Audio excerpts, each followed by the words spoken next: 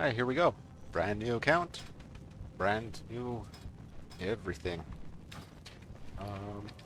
Just to verify, we go to collected in our wardrobe. Look at that. We got nothing. Just our basic skill cards. And no enchants for at all. Okay. New account. Good stuff. And we're going to do a little bit of a let's get this guy to 70. Let's do it and have fun. See what we can do with a brand new unboosted account. Why is my camera not zooming out? Do I literally have to I don't understand. Where's our zoom? Zoom. Yeah. Camera. Okay, here we go. Zoom in, zoom out. Don't know why that wasn't there. There, okay. Still recording. While I was doing setup and stuff, got my UI going. I went over here to our challenge person. Decided to pick up the hardcore challenge, and the reason is because this being our first character, trying to get through without dying even once might be a little bit challenging, considering we have no heirloom gear. We have nothing. If we do succeed in doing this, then we get a little bit of extras. 500,000 marks of Ascension on our brand new character hitting 70 is pretty useful. A little bit of gold, another mount, you know, and a chest of level 70 gear. So, we're going to give this a shot. All you got to do to start that is walk over here. All the starting zones have this. Talk to, what is this? Challenger Vilria. And grab your hardcore. I suggest the hardcore because it's going to be the easiest. It's just base game, nothing's different. You just can't die. Pretty simple. Adventure mode, things get hard. Very difficult. You probably don't want to attempt this on your first run through with any with no gear and so forth. These guys, well, there you go. You take more damage. You do less damage. It's all around a difficult time. I'm going to take the filter off of these prestige. We'll set them to non-prestige because we are technically a non-prestige character. We are starting off from level 1, first character. Prestige is only for characters who have made it to level 70 and decided to reset. Lots of cool things to play with in here. Different challenges to try. But we're just interested in getting a little bit of extra loot. We want the most reward for the least possible effort. So I picked that up. Let's talk to Undertaker Mordo. Grab the first quest, and we have rolled until we've gotten arcane missiles. The 3 spells that I would like to start with is Fireball, Frostbolt, and Arcane Missiles, because I do believe that Evoker is one of the easiest builds to get through on your first playthrough. There's no difficult or rare cards to get or anything like that. It's all base game, pretty much. The talents, Brain Freeze, stuff like that. Anyways, getting ahead of myself. So to re-roll, you press N. You find the spell that you want to re-roll. I always like going to the summary because that's just for me. You got talents on one side, abilities on the other. Cool. Then you click on there. That's the spell you have. Click on it and unlearn. We'll do that later on too because we're not going to get all the spells we want right away, although that would be cool. So that being said, all we have right now is arcane missiles.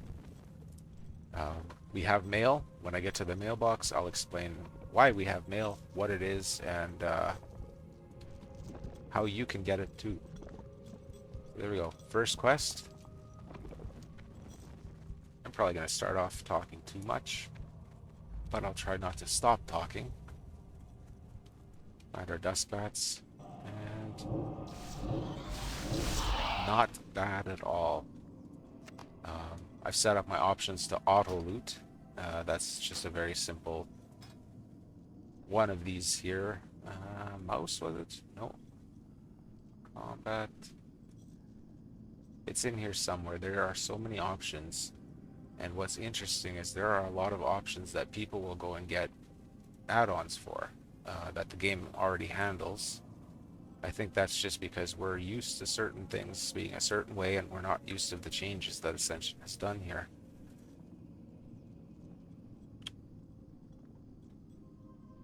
Where did it go? Oh, right there. Look at that first one. Controls. Auto loot. All it does is makes it so when you right click, it auto loots. You don't have to hold down shift to loot everything off the corpse. I've also switched B to be my default bag button, not shift B. Just personal preferences.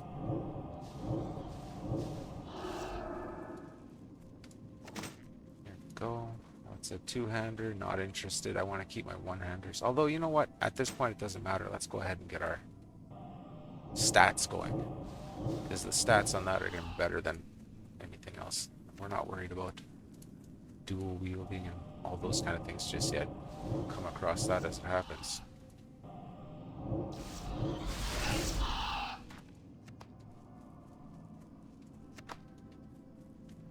Here we go. Too far away. Okay, that's weird.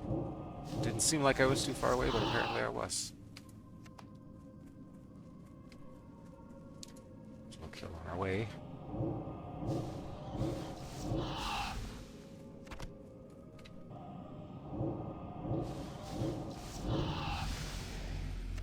There you go. What's this chicken? New player, help, newcomer. Can I get rid of that?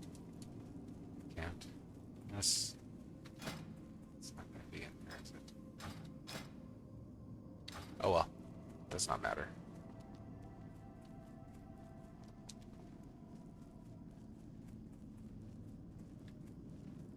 There's not a whole lot of people out here right now. I'm listening. The population of this server has been increasing again, which is nice to see. It's always awesome to see new people coming in, or even a lot of the older players returning and checking out some stuff. There's some people that haven't played in a couple of years.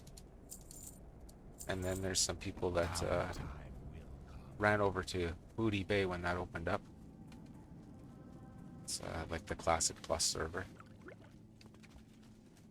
I forgot that there is a World Forged, I believe it's a trinket up here. So I want to go grab that. There's no harm done in killing some more of these bats for this quest.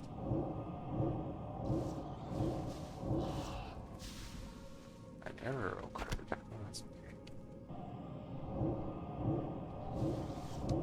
I do think I have some add-ons that aren't exactly part of the Ascension group of add-ons.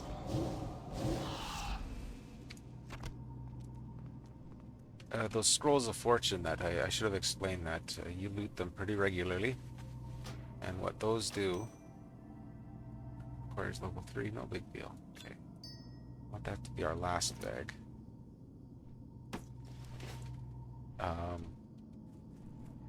So the scrolls will let you re-roll abilities after level 10. Before 10, it costs no currency to re-roll. You can do it forever. After 10, you need to spend scrolls to re-earn abilities. So that's a good thing to keep in mind. Again, I'll just kind of... Well, obviously, I'm only going to be going through how I play. And I don't really save the scrolls. I'll use them right away. I don't like having to hold on to abilities that are hurting me as I go along. You always, in my opinion, always want to keep one scroll, no matter what, for that moment when you accidentally roll Titan's Grip and blast away, what is it, like 20% of your overall damage. So we don't want that to happen. Not at all.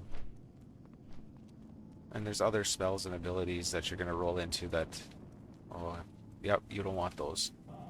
So it's better to try to get rid of the spells you don't want than it is to try and keep or go for the ones that you do want. especially when you're starting off. You're not going to have 5,000 scrolls, so it's not really wise to chase spells and abilities that you want, you know. You'll just waste a lot of scrolls. But what you do want to do is get rid of the abilities that are hurting your build. And I'll get into that if it happens to us, which it will. Something like 70 abilities that we're going to have to roll through at some point to get to level 70, right? Or something like that.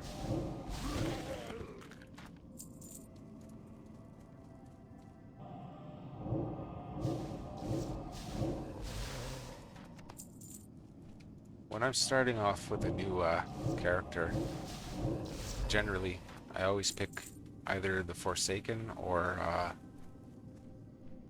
the Gnomes. And the Gnome or Dwarf, it doesn't really matter which one. Gnomes get a little slight tiny boost to casting. However, if you're going to build a tank and you want to really min-max things and get the best out of the best, your tank should be a Dwarf. I mean, it doesn't matter. There's no argument to be heard.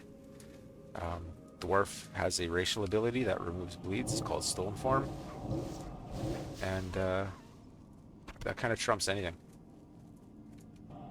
Your fears and things like that, sure, the Forsaken can pop out of them, which is one of the reasons I love picking this race, because when you're doing open world stuff, getting feared into another group of mobs is terrible. As a tank, you're not going to have to worry about that, because you're going to have a group of people with you that are either going to dispel the fear, or you're going to end up taking some damage that's going to knock the fear off anyways. But yes, my favorite, Undead, hands down. Cannibalize, adding a nice heal when you can only eat the humanoid corpses though, but having that little extra heal is nice. It is a bit more time consuming than the Draenei's racial heal. However, it heals more. So here we go. We've what level have we hit? Level 3. Okay, so we got our second spell now. So go ahead and click on this here, and I know what I'm specifically looking for, not Moonfire. And a lot of the rolling, re-rolling, I mean, this is time-consuming stuff. Shadow Word Pain would be awesome for a different kind of build. But I want to keep on the build idea that I'm looking for. See, I'd like to keep it demon too. Either a demon or an elemental.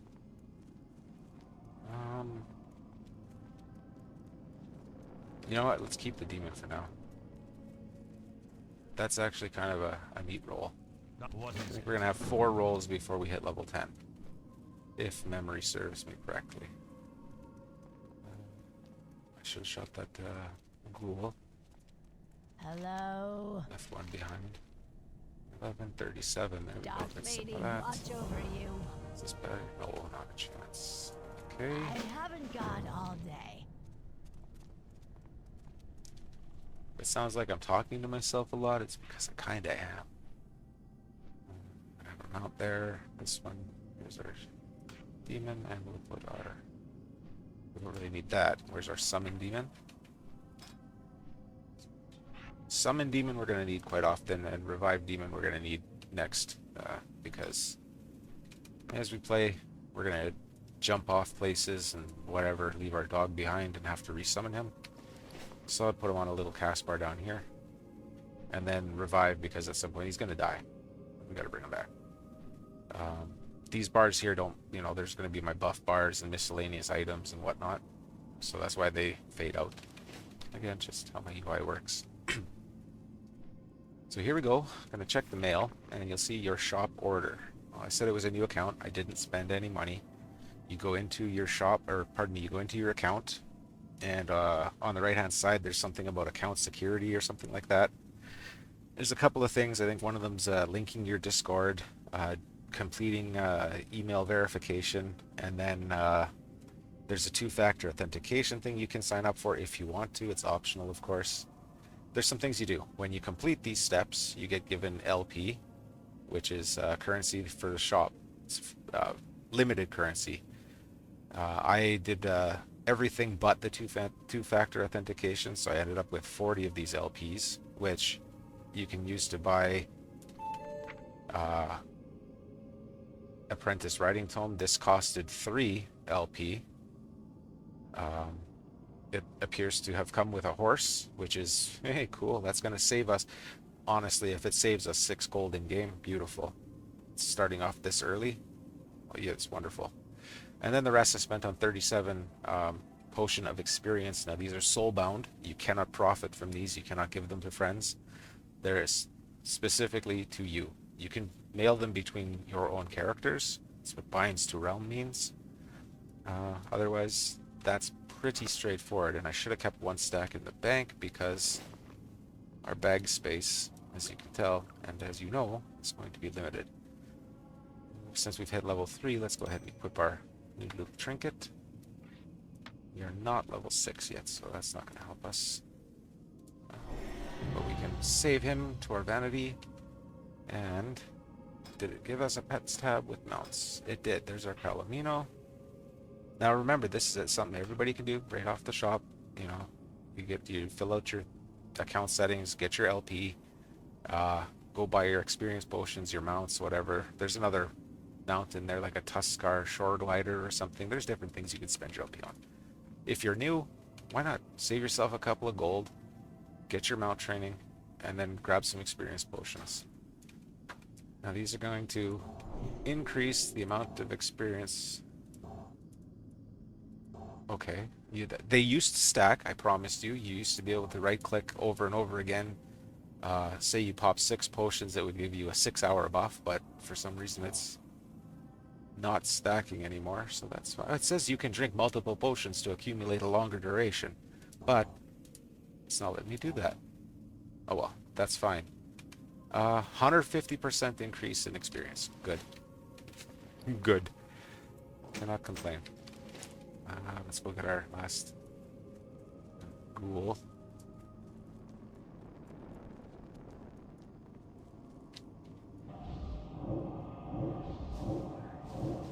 Okay. What was Doggy doing? You can hear him failing at something. He was too far away. What would you ask? Heard that Dead? weird sound effect.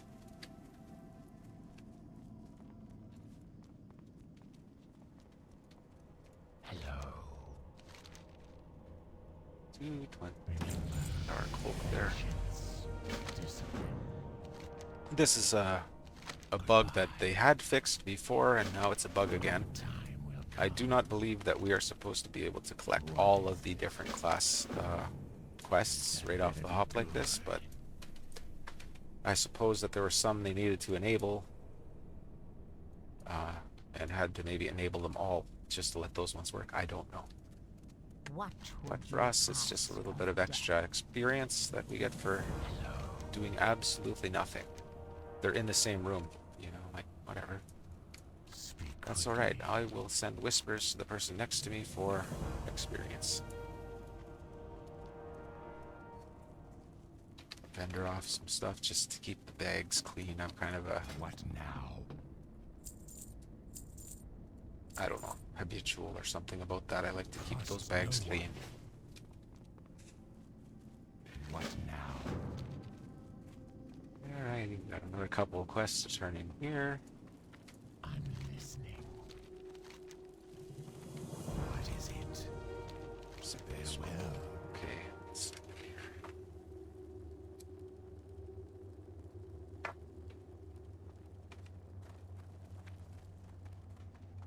Oh, that's just food, I think. Yeah, we're not gonna need food. Don't need to clutter the bags. That water I got earlier. Alright, off to get some goods and things. Forgot to loot that, but whatever. And we'll be checking all of the areas for chests because there's a few spots that I can remember where chests do spawn, but they seem to spawn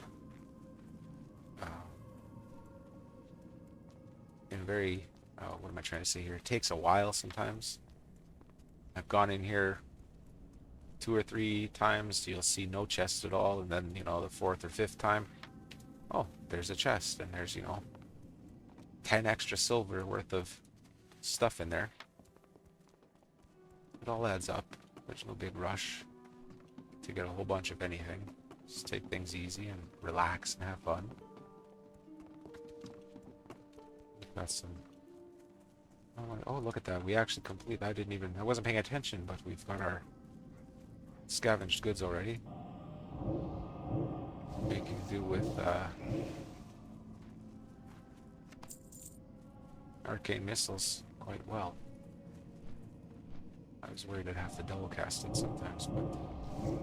Oh, look what's in our demon helps. That's cool, that's cool. And, oh, what's that? Look at that. What we got here? Our first green. And it added that to the appearance. We'll talk about appearance later. Don't get into that. Don't need the two-hander. You'll notice when I change weapons down here, my chat log, it says unlearned magic acceleration and learned a new spell devastating spells. Well, see that changes as you put your weapon on, right? And we'll go take a look at what each of these means. Devastating spells. There you go. While wielding a one-handed weapon, your spell damage is increased by 5%. Awesome. With a two-hander, we've got magic acceleration, which gives us 12% spell haste. That's pretty darn good. But I've got a plan. You know what I mean? It's something that I think is going to work quite well. I think it's going to be pretty easy to take care of. And what set him off? Howl. Okay, you're not going to do that all by yourself. It's going to cause problems. So what I've done there is I noticed that this other wretched ghoul here aggroed, which means some kind of AoE occurred. Sure enough, my Dark Hound, he howled. And that's a 15-yard range. Now, as you can imagine, if you're doing a nightmare or adventure mode or any other challenge where death is a impending doom surrounding you, having your pet do a random AoE pull is a terrible idea. So to disable that from auto activating, you can just right-click on it.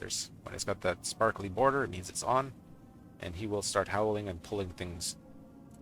But we're going to turn that off, make sure we don't have any other AoEs, and we're good. So, there's that. Finish off some of these skeletons and I'll get what we need over there. Samuel's remains. I have to admit that I'm used to having the loot bot. I've been spoiled. And having to actually loot things is kind of an interesting... you know, what do you call it? Instinctual move to get back into, because you go from having to do this and loot everything manually to spending a couple of years not worrying about it, never having to loot anything because your little pet following you does it for you. Now, getting back into the swing of actually having... no, I don't have to have that right. So, what? We did this already. What are you talking about? Why is that a thing? Did I not mount up already back there? I think I did. Oh, look at that guy. He's cool. Got some stuff going on. I'll give him a salute. Let's see. Can we use that? I guess we're stuck walking until level 6. I'm certain. Maybe I just learned it and I never actually mounted up. I don't know. As you can imagine, Kill, my main, you know, everything's a prestige, so level 1 you mount up and it's just a natural thing. And that's what I mean, a lot of, well, I'm not going to speak for other people, but I know myself, you know, I start giving advice to people that are starting off and I'm so sure, like, oh yeah, just click this and just gather that and do this, and well, I kind of get ahead of myself and realize, like, hey, it's not like that. It really isn't. Nice day. And We'll get some spiders now. Anyways, as I was saying, I realized that, yeah, it's not so easy. It really isn't. So that's what kind of compelled me to start again from a brand new, not just a brand new character, because if I made a new character, I'd have access to vanity and heirlooms, all that wonderful stuff. Whereas this way, starting off for real, right? So things, I get to taste it again, you know, that there is a bit of a grind here. You can't just level up to 70 in 15 minutes and have 1,000 scrolls waiting for you and 3 million marks of ascension, or runes of ascension, or whatever they're called now. But I know it can be done. And although it's a bit of a grind, there's an easy way to do anything. I would love to share it. And what I'm doing here is just what I think is easy. It's kind of what I've always banked on, what I've shared as, you know, do it this way and it'll be easy. So here, let's try it out and see if my, what do they call it, put your money where your mouth is. Okay, I thought he would, that's at level 10 that Silas spawns.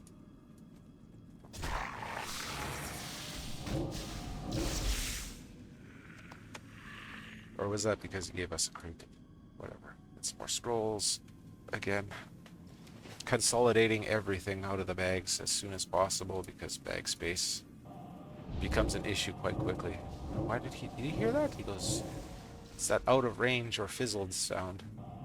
I wonder what he was trying to do.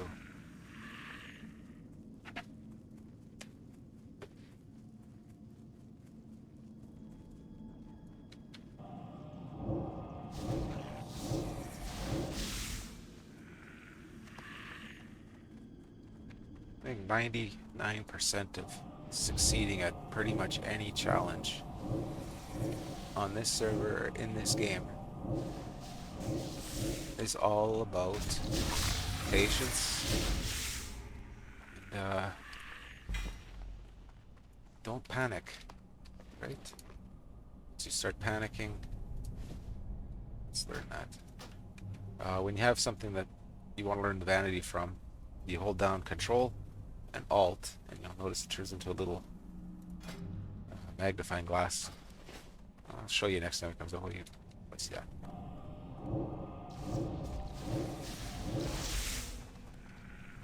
Oh, that happened fast. You know what? Let's, there's a named mob at the back here that has a chance to drop, is it a spider silk cape? And perhaps, I think there is a, might drop a 6-slot bag. Let's see if we can get to him. If you're on a nightmare trial, don't do this. Spiders. They can overwhelm a new character pretty quickly. It sounds silly, but spiders, man.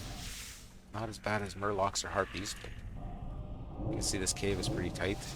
You know, if you're on adventure mode by now, every single mob in this cave would be aggroed onto us.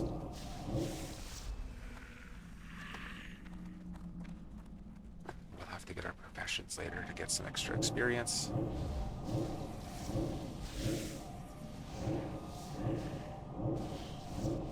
I do a lot of key bindings, as you can see, very simple, within reach of the WASD. I try to stay away from using the mouse, not just because if you don't have these locked, you're dragging your icons all over the place in the middle of panicked combat, but also, I'll get back here.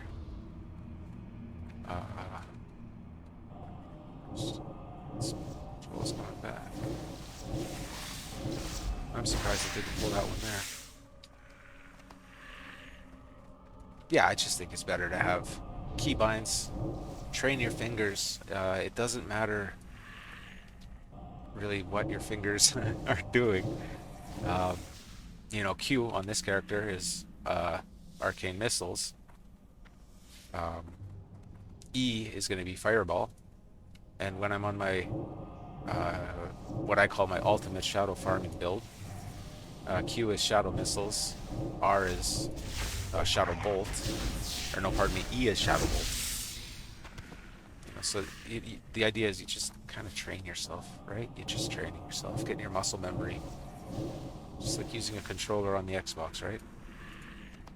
I have to admit, on consoles, I have no authority to speak. Oh yeah, here we go. So here's one that says we have not learned the appearance of this. And the appearance, that's what it looks like. That's what we're wearing. So if we just wanted to learn the appearance of it and didn't want to bother equipping it to do so, Control Alt click, and it does soulbind it to us, but that's fine. It was already soulbound. And I'm going to put it on anyhow, so that didn't matter. Go ahead and learn all. Might as well, right? Learn all of your transmogrification. What do they call transmog? Just transmogs. Learn them all. Different appearances. Once we have a few, go through that. I think it would be really fun to do something like this with another person. Do one of the two-man trials of some kind. Level are we? We're only 5. Can't use our... Can't mount yet.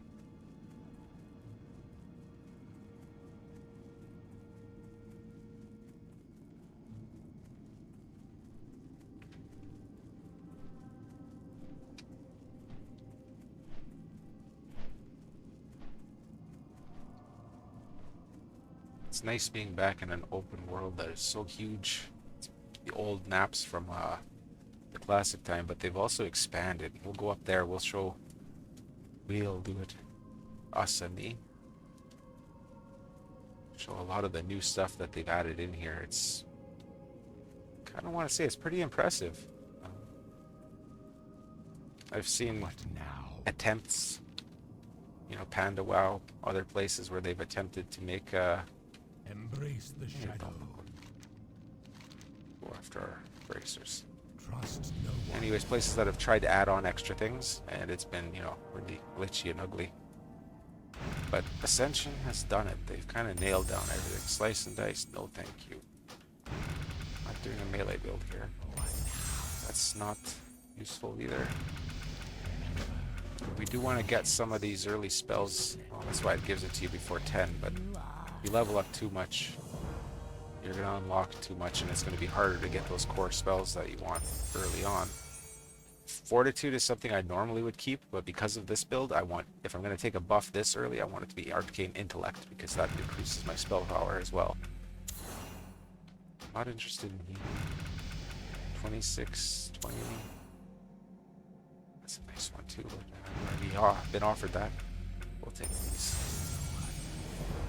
Nope. Shield block, don't want you. There's nothing wrong with these spells that are rolling away. They're great spells, they're just not the spells that are going to help with this build, with what I believe. I just need to move this stance bar. Shrink it down a bit too.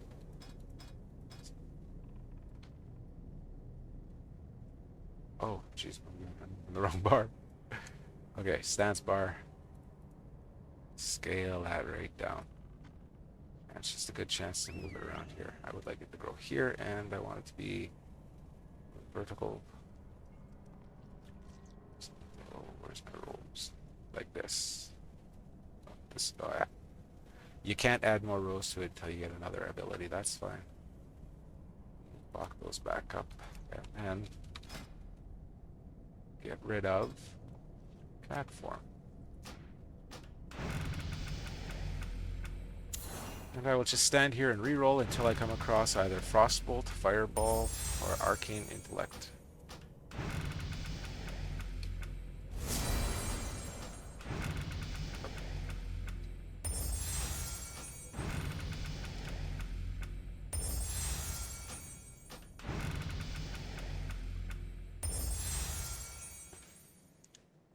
I'm going to tab out and check for this. There's a script that you can type in that speeds up that rolling animation.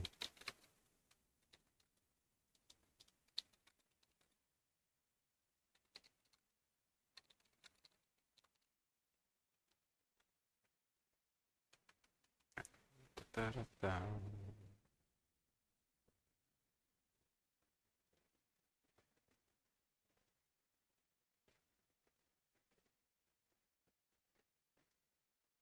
Can't find it.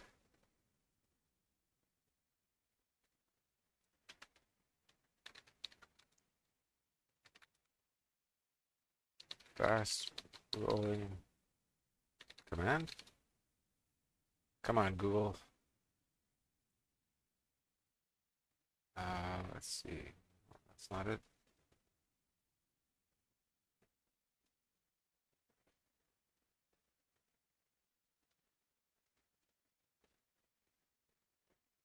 All right. I guess it doesn't matter. Ah, we'll ask chat.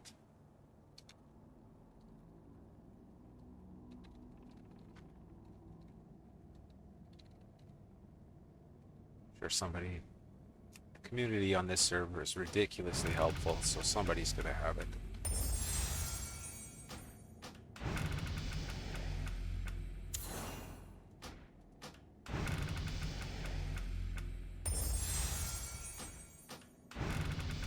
Or maybe not. We had some good rolls. Definitely used to look at that. It really wants us to take that. Oh. Aha! Look at that. Aina to the rescue. Bug. WC. I have a new keyboard, so the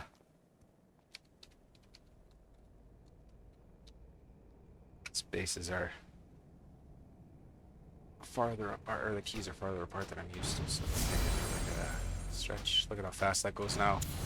There we go. Consecration is a wonderful spell, but it's not something that we're going to be using. Look at that big G. It's got the ideas. Another Mark of the Wild. Well, thank you. Consecration.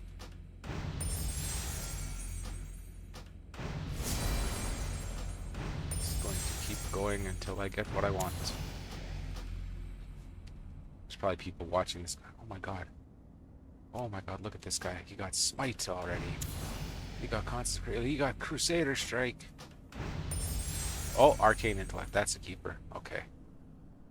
These are spells. Later on, we'll get to the skill cards. As you learn them,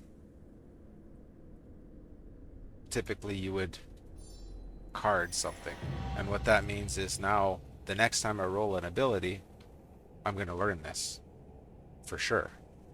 I'm not going to use that, but we'll come across them. Let's see. I didn't even realize the talents were here. Thought you had to learn all of these before you came. There's nothing useful there. Alright, so Arcane Intellect, that's going to go over to our buffs. And you'll see it gives us a little bit of spell power. Put that on. Don't have the Book of Ascension. So this is something in order to level up your skills, because I'm still using rank 1 arcane missiles. And I don't know if there's going to be, would it say, I don't know. Sometimes it'll say, oh, your blah blah blah spell is ready to rank up. So we're going to take this rank up your spells. These, oh, visit an innkeeper. Once we get over to Brill. Shift click. Speak quickly. Go away. Okay. Select me and train rank up your spells. Do you have any? Nothing that I'm ready to learn yet. So, put back. Now there's no book of... I guess I gotta get to Brill before I get my book of artisans. I can pick some trade skills, because... And trade skills are definitely useful when you're first starting out, if anything, for the extra experience, and later on for the call board dailies, which we'll get into later on. I am forsaken. Oh, I'm selling stuff that I haven't learned the image of. It's okay. Not too particularly worried about it right now. I am Hey guy, Forsaken. 70 to 14, 29, ooh, 14 to 70 or 56, that's gonna be a bigger upgrade, of course. Beware the living. Learn that. Embrace the shadow.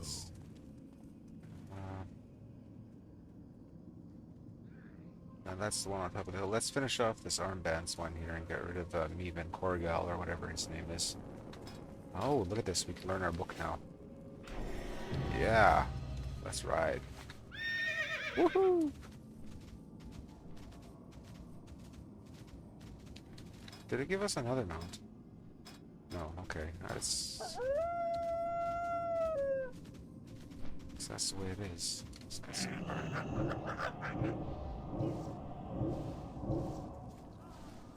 yeah, gotta go loot that ourselves.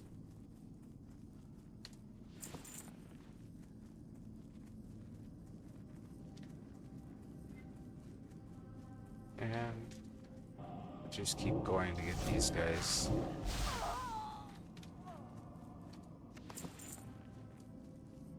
Oh, hi Murphy. One of my cats has stopped to say hello. Yeah, hello. What's up? There's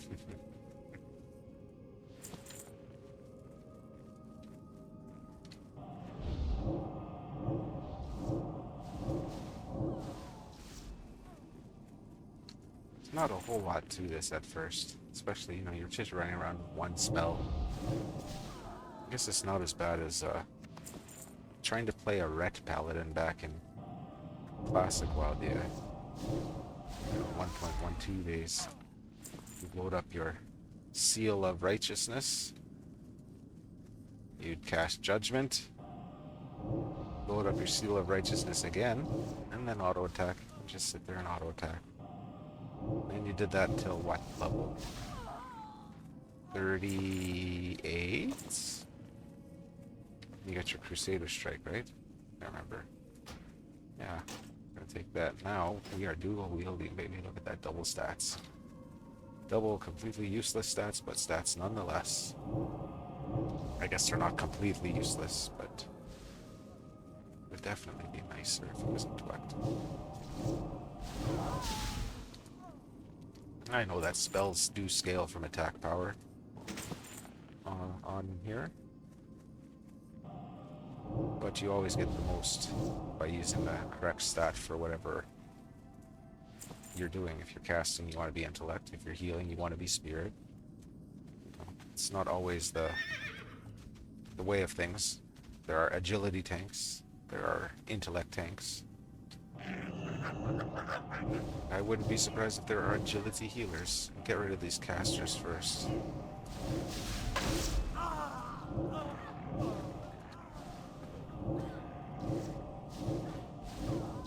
There we go. So my mouse, as you can see, is just for targeting.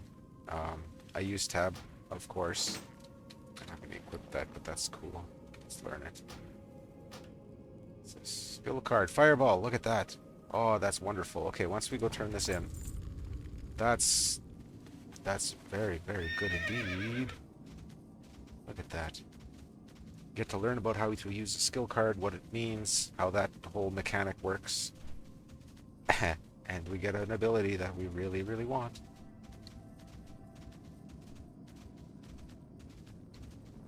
Wouldn't that be cool if this was one of those It better be good. lucky characters that gets everything they want? Oh, I'm just looking for the most expensive one. Farewell. So I can render it for the most. Okay, here we go.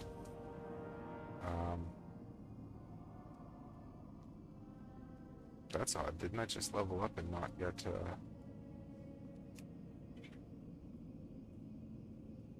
an ability here? Oh, right. What am I thinking? I'm under 10. Okay, so we have found this Fireball skill card. By right-clicking it, it's going to teach us Fireball. Cool. So we'll go to there. Oh, I guess I could have gone right back to skill cards. Ability cards. We find our Fireball, and we click on it. It puts it in here.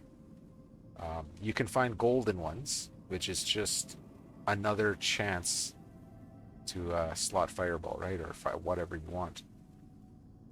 Say I have all 3 of these used up, but I still want to use something, I have another chance at that. That's all it means. So we clicked our fireball, we click activate, and go back to character advancement. Is there anything that I want to get rid of right now? For the sake of fireball, yeah, this is a difficult choice, you know. I will unlearn that for fireball because, see, that's what the card does. Guaranteed fireball, rolled fireball. Beautiful. And what else is cool is because we're under 10, we can take this out at no penalty. Not that there's a penalty at any point, but after level 10, you can't remove those, so you're stuck with what you have. However, before level 10, you can slot a card, roll your ability to get it guaranteed, and then take the card back out and refill it with something else. So it's pretty sweet. Okay, fireball. We'll put that on E. Beautiful. Render some more things. I'm going to start saving the linen cloth. I should have been doing that from the start. That'll not take so long to save all of those. Our enemy is about. But yeah, the linen cloth we're going to want for our first aid, which is important. I mean important. I do mean that. If you're starting off fresh, if you're going to do anything, pick first aid. When you're level 70, there's callboard quests, and one of them that happens very frequently, maybe it's even daily, I don't know. You end up having to create netherweave and heavy netherweave bandages. So that's very worthwhile. Okay, I don't want to take somebody else's kill. You know what? While he's doing his Scarlet guys over here, we'll go check out this monsters with noble intentions.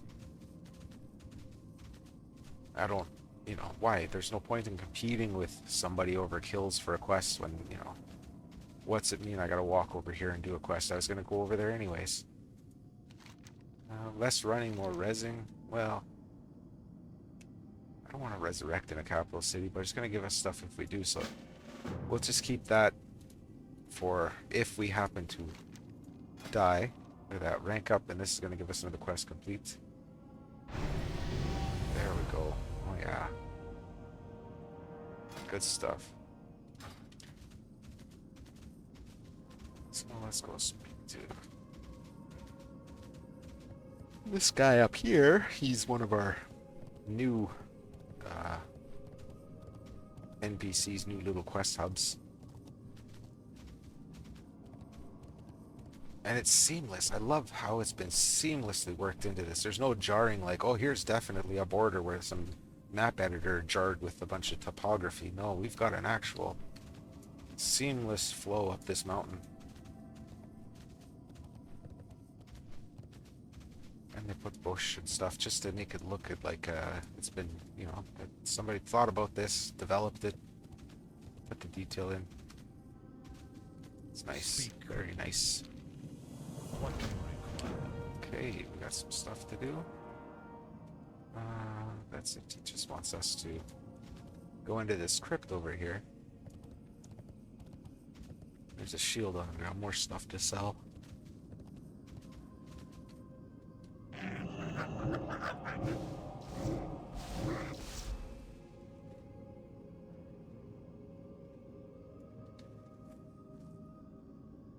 What? Where'd my pet bar go?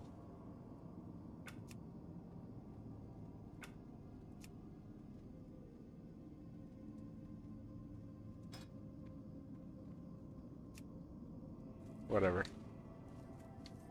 Oh, this is that bug. Okay.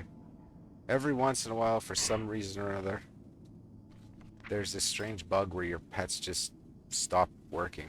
Like, I don't understand it. Sometimes resummoning them fixes it.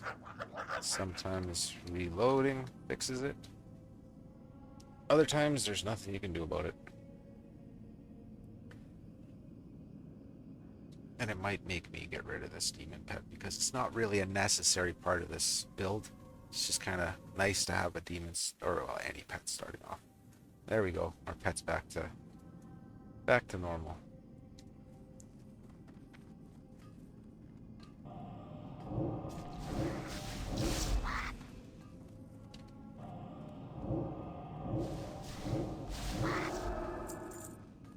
we go. Take that. Let's just learn the appearance. Does it look like anyways? Yeah, that's pretty cool. They added all these Wordforge items. I believe their advertisement says that there's more than 1,000 laying all over the world. The ones that I found, I can definitely testify to the fact that they are very like lore focused or something, canon. You know, you could believe that there would be a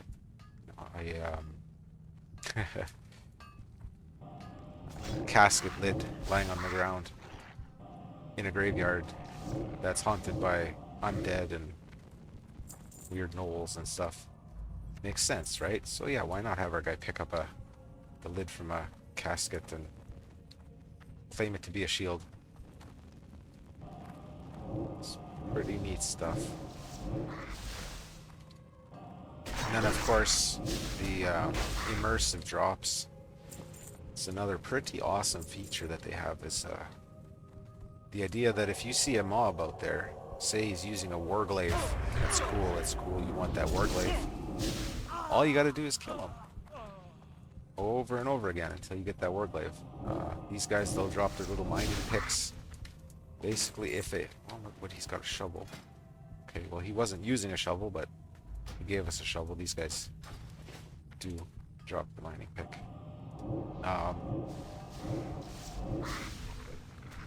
Yeah, it just lets you see, you know, oh, I see that, I like it, I want it. Well, hey, I can get it too.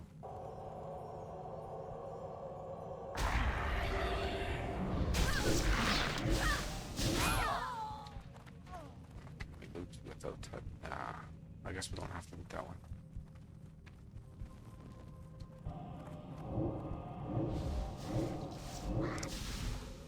So now you might be saying to yourself, this looks really easy.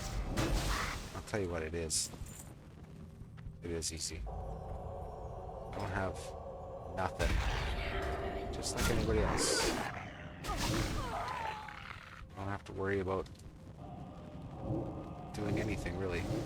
As long as you're just looking at what you're doing. Oops. Unlike that. Huh, okay. So we can get out of this crypt. Oh, how dare you do that. Whatever stunny smack that was.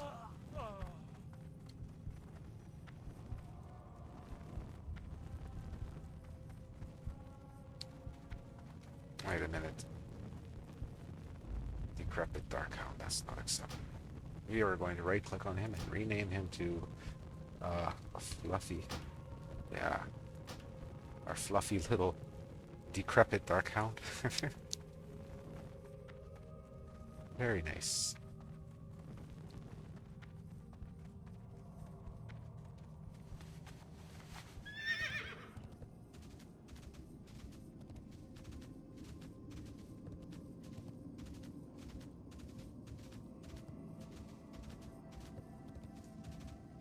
I'm listening.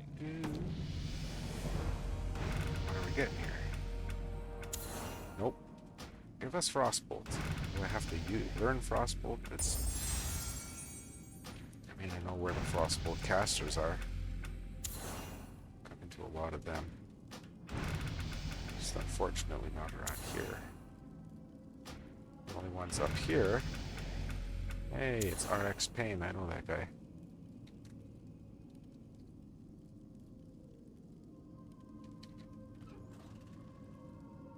Lightning bolt.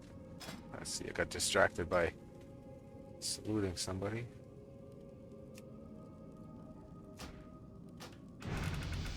Maybe maybe we'll have to go kill a bunch of those Scarlet casters until we get our Frostbolt card. I can also get it from the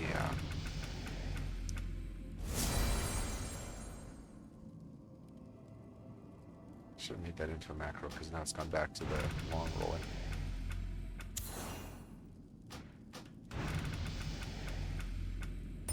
Aspect of the monkey's useful. Not to us though.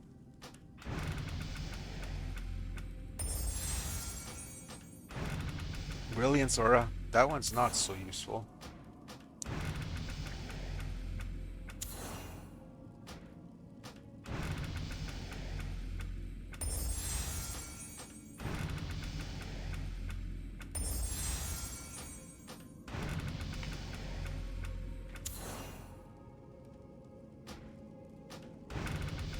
Well,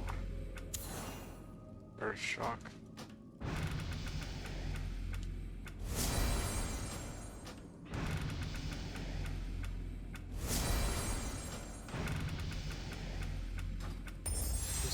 Doing this as we continue on with our questing. What would you ask of death? Be quick about your business. What do you require? There's some pretty darn good. Good abilities are going. Immolate again. Look at those double rolls.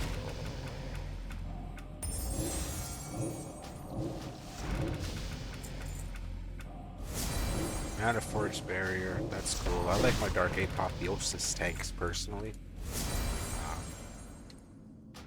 Man, the Corrupted Bear form is nice. There's so many different builds that can't wait to start making some new videos about. Oh, look at that. Speak of the devil. Dark Apotheosis, but not for us today.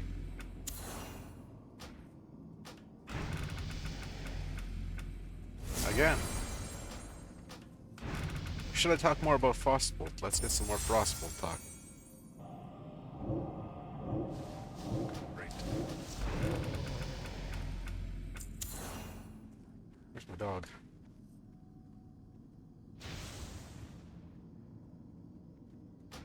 That's weird. Where'd he go?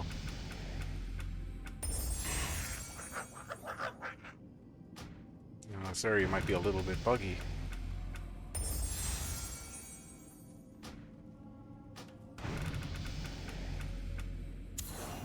Frostbolt, yes. Oh, yes. If you beg for it.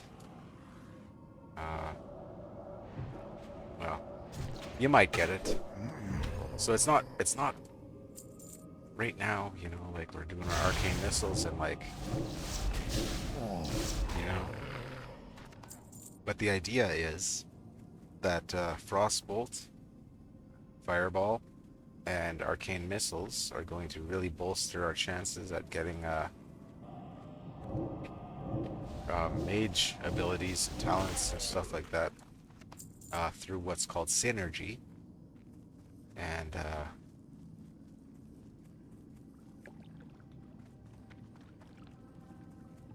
okay, that's all right. There's other people questing here, which is fine. Just gotta wait our turn. But yeah, you know, we keep everything together, and it's gonna bring in more roles from that class or that talent tree kind of thing. Right now, it's the mage stuff I'm going for because I would like certain abilities like Brain Freeze, Missile Barrage, and Evoker.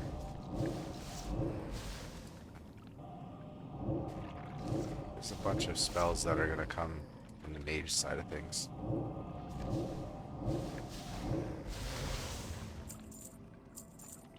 And later on, there's different spells that I will keep, just because they don't hurt they don't hurt the build. Respawns on this are taking a while, so let's go check out Neve and Korgal and see if we can get his this thing going on. Go back and forth, back and forth.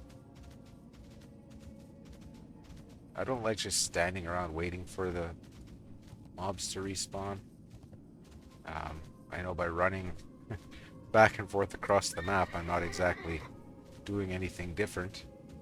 I'm still just killing time, but at least this way I feel like I'm on a mission, doing something. I have a task to accomplish. When I'm standing there, I just feel like I'm wasting time. Maybe this guy is all respawned now.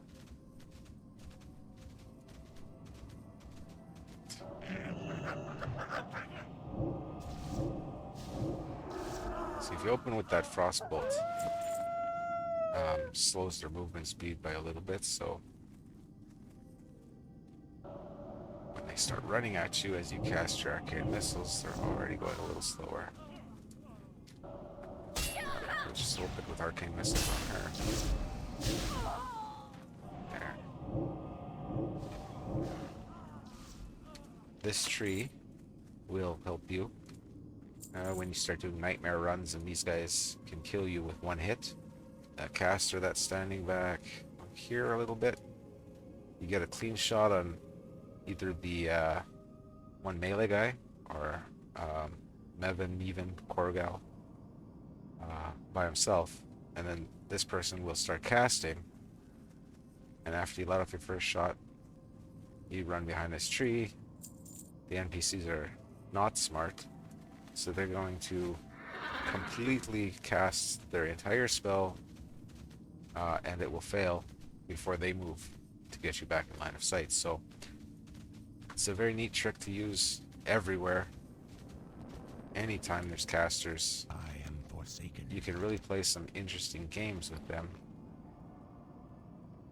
With trees, Our time will fence posts, tombstones.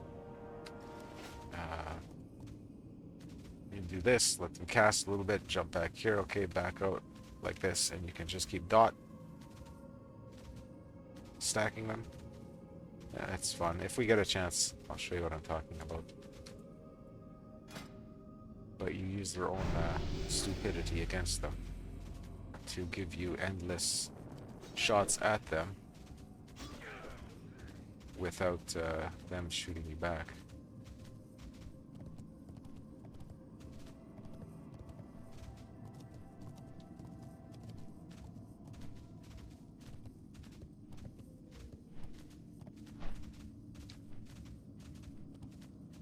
I think this is my favorite starting zone for so many different reasons.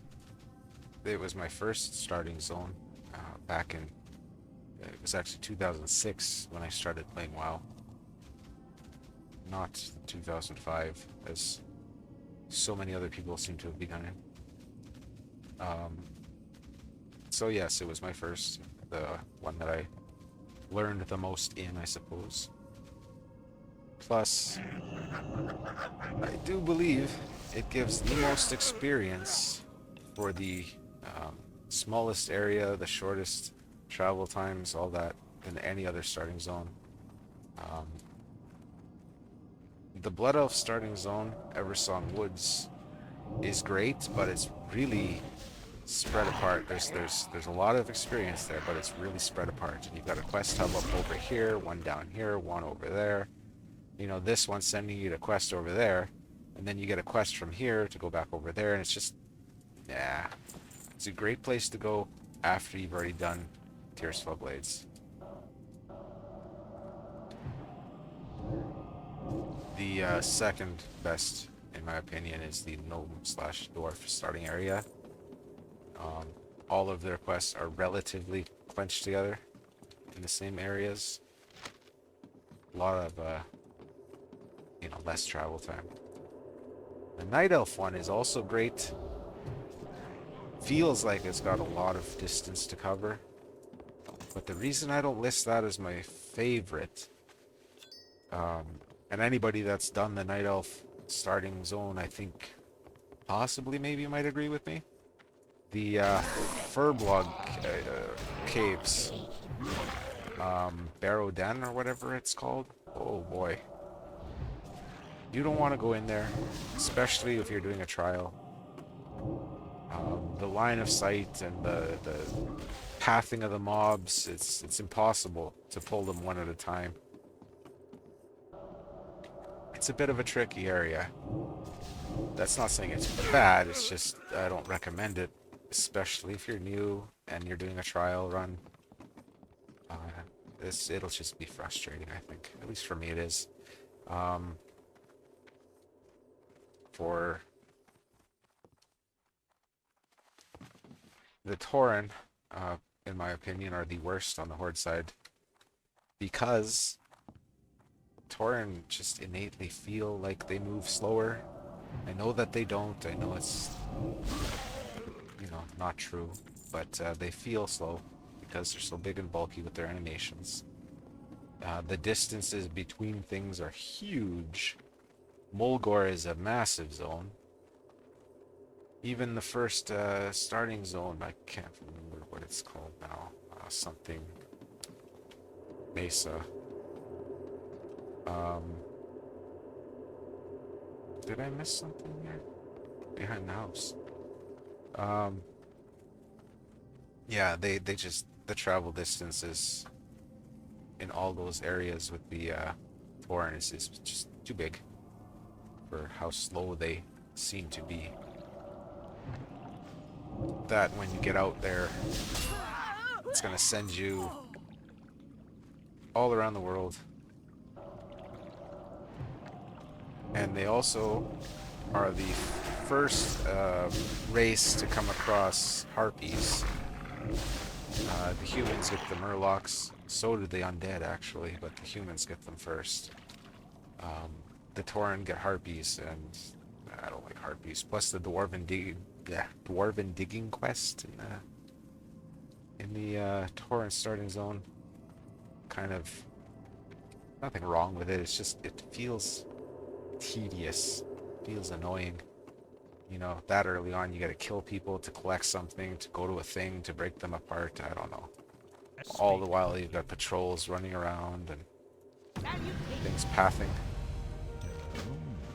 Some things clumped together. Okay, so here we go. We've hit level 10 now. And you notice that pop-up came up saying like, oh no, that hasn't happened yet. It's just popped up to let us know we've hit level 10. He's spawned through the wall, I think, because of course he has. Silas will now give you extra scrolls every 10 levels. You just walk up to him and pick him up. It's unfortunate that he spawned outside the wall. He's try, but he's gonna see. It's been fun. Yeah, see, he's gone now. Oh well. Anyways, he'll give us scrolls every 10 levels, and that's cool. But now, we're going to run out of scrolls quickly if we do too many rolling. So is this everything that I want to have? I think it is. Before I continue with this, I will be right back.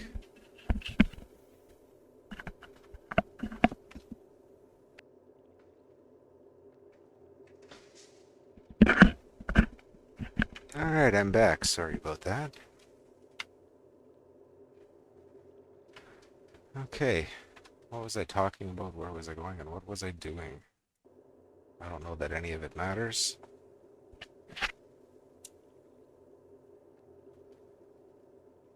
Oh yeah, level 10. Here we go.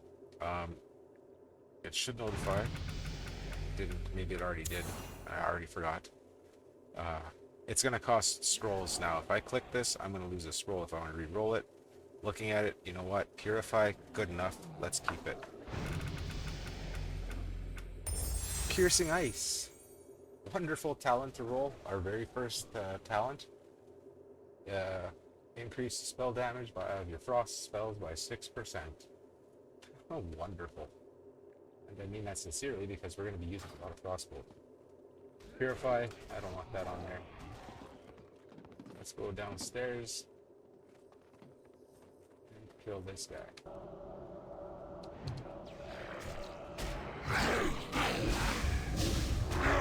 Breath.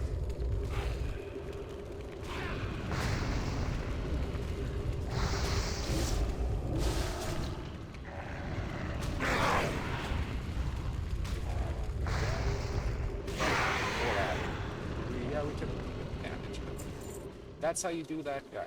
I know, I see it in chat. It's okay. But, all you gotta do is jump out of the way of this flame breath. There you go. You can get out of here now.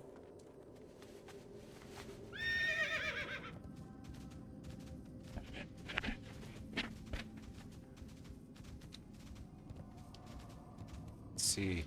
How many levels are we gonna get out of this? What now? Maybe one. Time restored. Maybe two. Strength, agility.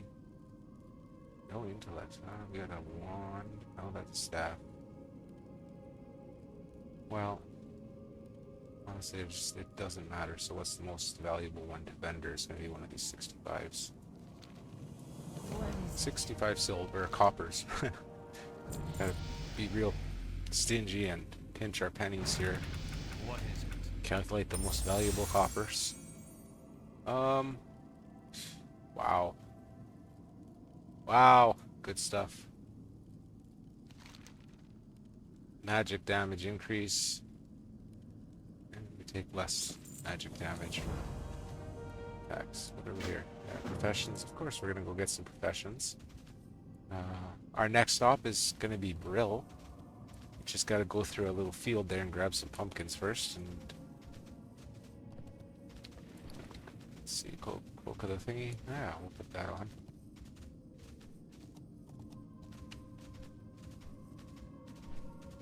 Nah.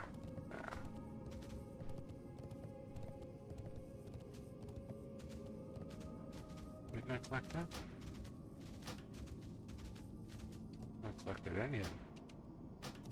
See, that intellect stuff is nice, but I want to keep that bonus to spell power. I'm really not worried about the bonuses to haste.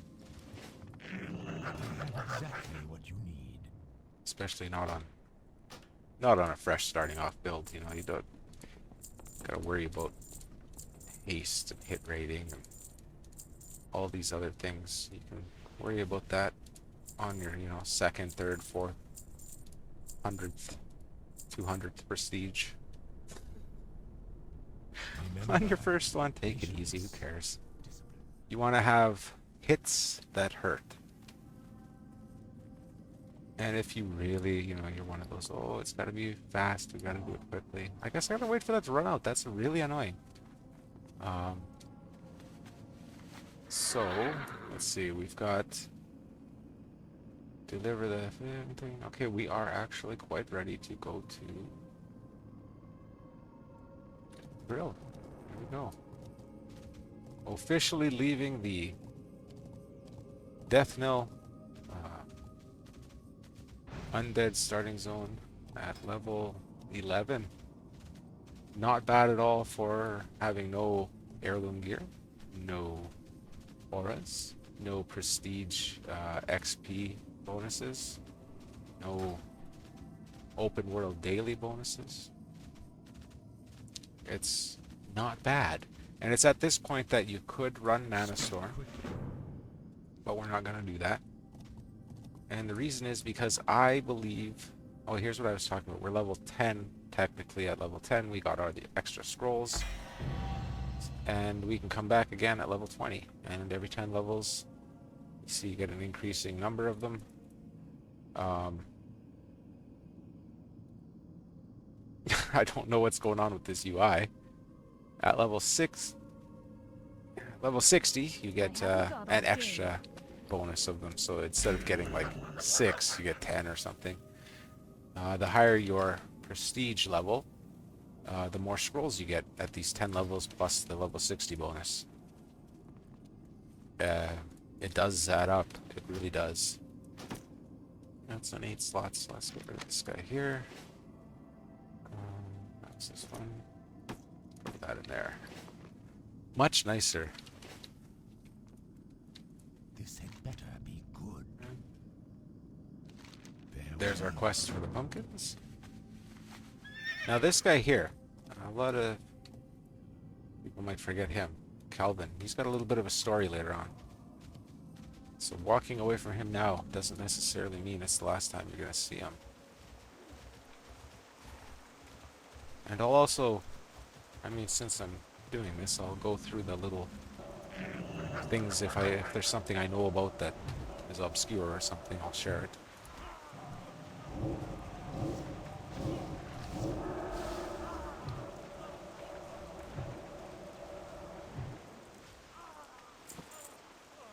One of the things I love about Evoker, this build that I'm going for, is that you can keep your fingers rolling. You know, you don't stop ever with the procs. If there's procs are going to start happening faster and faster, a lot of instant cast stuff, and even when you're not insta casting to a proc, you're casting some. There's no downtime. I love it. I love it. I love it. And you can just keep it rolling. The more mobs there are around you, the better off you are. Immolate, there's nothing wrong with that. I don't want it. I'm not going to use it.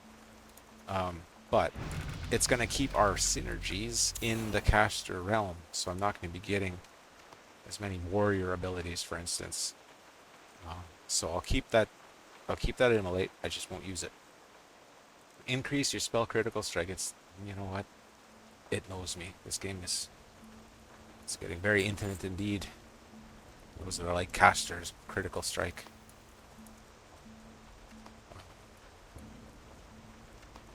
Yeah, there's just something really fun about launching a shadow bolt or a fireball or something and just watching it overkill.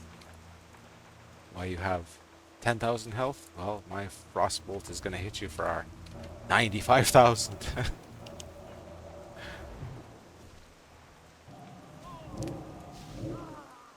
There's a lot about playing on Ascension that really fulfills that, I don't know what you'd call it, animalistic instinct to dominate.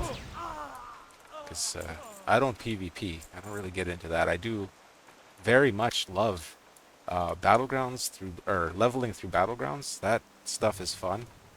I think it's because not everybody's like on the same page with, you know, how skillful they are. You get to level 70 and you just keep getting, at least people like me that don't PvP, you know, you get stomped on all the time. But when you're doing leveling through battlegrounds, everybody's kind of dumb. Nobody has the proper build yet. Everybody's gear's haphazard. And it's just a chaotic bunch of fun that you could, even if you hate PvP, I have a feeling that on Ascension, if you were to level through battlegrounds, you'd smile. You'd at least have a grin on your face. There's something about it. Unfortunately, since Season 9 has been going on for a very, very long time, the population isn't so great as to allow for leveling through battlegrounds anymore. The population on seasonal server does go up and down in waves. As soon as they release Season 10, this place is going to be so packed, it's going to be crazy again. But right now, there's a lull. I mean, we've seen, what, two or three other players so far in this area. When you come back on daily open world prestige day, which I think might be tonight. Oh, you know what? This clock is wrong. See, local time. I like to show my local time. There you go. Oh. Anyways, when the daily is open world, you get a few more players. But back when the server was, you know, when a new season clicks, the amount of people here, it's impressive, to say the least. And it affects everything. The economy, how quickly you level, whether there's groups available for anything. You can spend a very long time in queue waiting for something right now because there's just nobody around. But that's, you know, it changes. We're in a lull, and it's climbing back out. I noticed, I think other people have kind of mentioned it in chat. You see it once in a while. We're noticing that the population is starting to come back just a little bit. I think some people might be getting bored of playing on, like, Rudy Bay. Maybe they've kind of already done it all over there.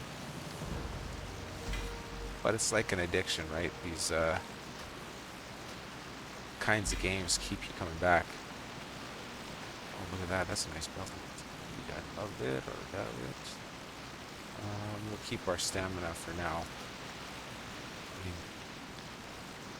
one intellect over here. What am I going to get hit? I'm trying to think of in the next hour, what do I expect to hit me? I think I may end up taking some hits inside that crypt in the Agamen Mills. I might definitely take some hits fighting the Scarlet Friars and Captain Valpion on that one hill. What I'm gonna need is one intellect gonna make or break. You know what? It's intellect. And intellect is spell power. Spell power. Well, that's what's helping us, or going to be helping us melt everything. Oh. Okay. Okay, that's free. Trust no one. This got our mount. Okay. Be quick about your business. Oh, and that gave us our... What did we gain from that? I don't get another horse or something? No, I guess not. That's okay, though. You can't complain about a server that gives you a free mount and free training anyways, right? Of course, was that free? We bought the book, so we had it before going there. That's all that means. And I'm pretty sure that that would have costed 6 gold. What would you ask of death? Had we not purchased the book with LP from the store. I could be wrong on that, but I'm very sure. I would bet my 35 silver on it. I'm listening. Just collect all of the quests. We're gonna do absolutely everything. There are quests that I always skip when I play on kill because they are out of the way or they don't provide Speak quickly. what I feel to be acceptable compensation for my time. Look at that. Let's get a broom. Heck yeah. Look at that. A broom. We got brooms and shovels. We're doing so good right now. Our character is going to look... Whoa. Back to sword. Character's going to look fly. Goodbye. Okay, so we are here. Let's get some professions. I require training. Okay, I want to be... First aid. Absolutely. We got to keep that leveled. It's very important to keep that leveled.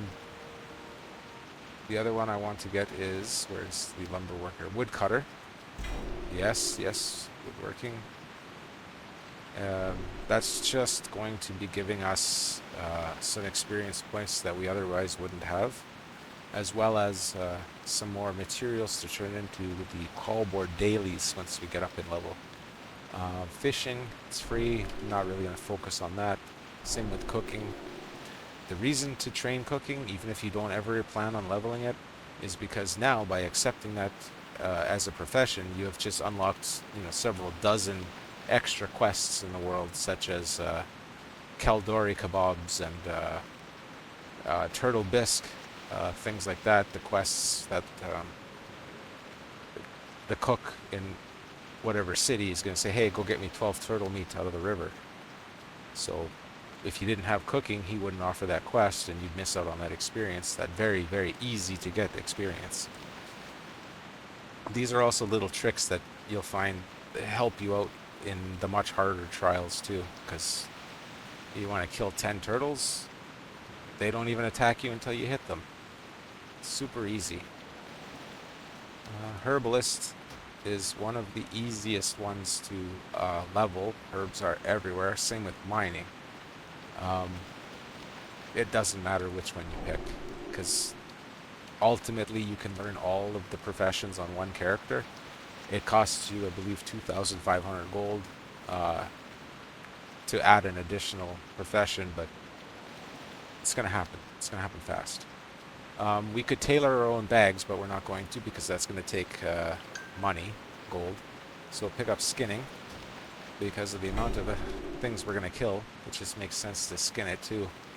Even if the market's not good enough to support us auctioning that stuff, I don't want to bring the fishing rod with me. A skinning knife I will need. the lumber axe I will need. That fishing rod is just a inventory slot being used. Okay, anything to level up here? Fireball. Immolate. Only it's free. Okay, fine. I'll get that because it's free. Now what else can we do here? Okay, we gotta go inside here.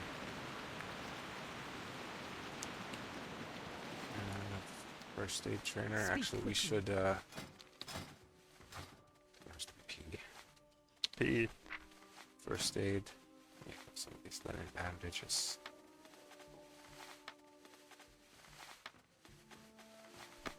Somebody else has got the same idea too. Look at that. Want, get, brain. Yeah, that's brilliant. What is it? 45 was it? 40? 40.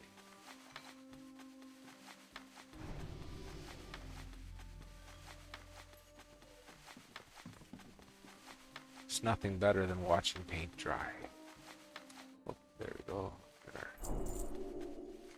Home. That's not actually going to bring us anywhere near wool bandage level. That's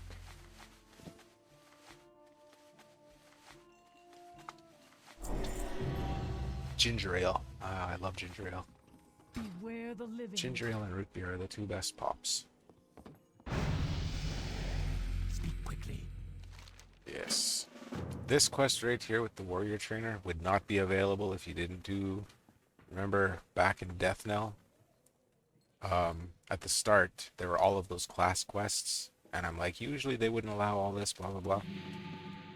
When they fixed that, you couldn't do all of the class quests. You could no longer get this. You could no longer kill Uleg, the whatever. You couldn't get the... what are they called? The heirloom weapon quests to go to the Agamemnon Mills. So I think that's why they re-enabled that. You can get all the class quests you want so that you can keep up with the class quest chains. Just for the sake of following the story, I guess. This had better be good. Our time will come. Hello. Here we go. I'm gonna go downstairs. Embrace the shadow. I'm gonna poison a human. I think. Yep. He ate some deadly pumpkins. You are gonna watch your friend die from something I fed him. And then later on, you're gonna drink something that I hand you because you're a smart cookie. There we go. Oh, our potion ran out, which is alright because we're just about to start stuff. So we run around selling. We're definitely not gonna need these bandages. Famous last words, perhaps? I don't know. I don't think if there's any situation where using a bandage is going to save me, I've done something terribly wrong. What is it? What realm has all the player base? Well,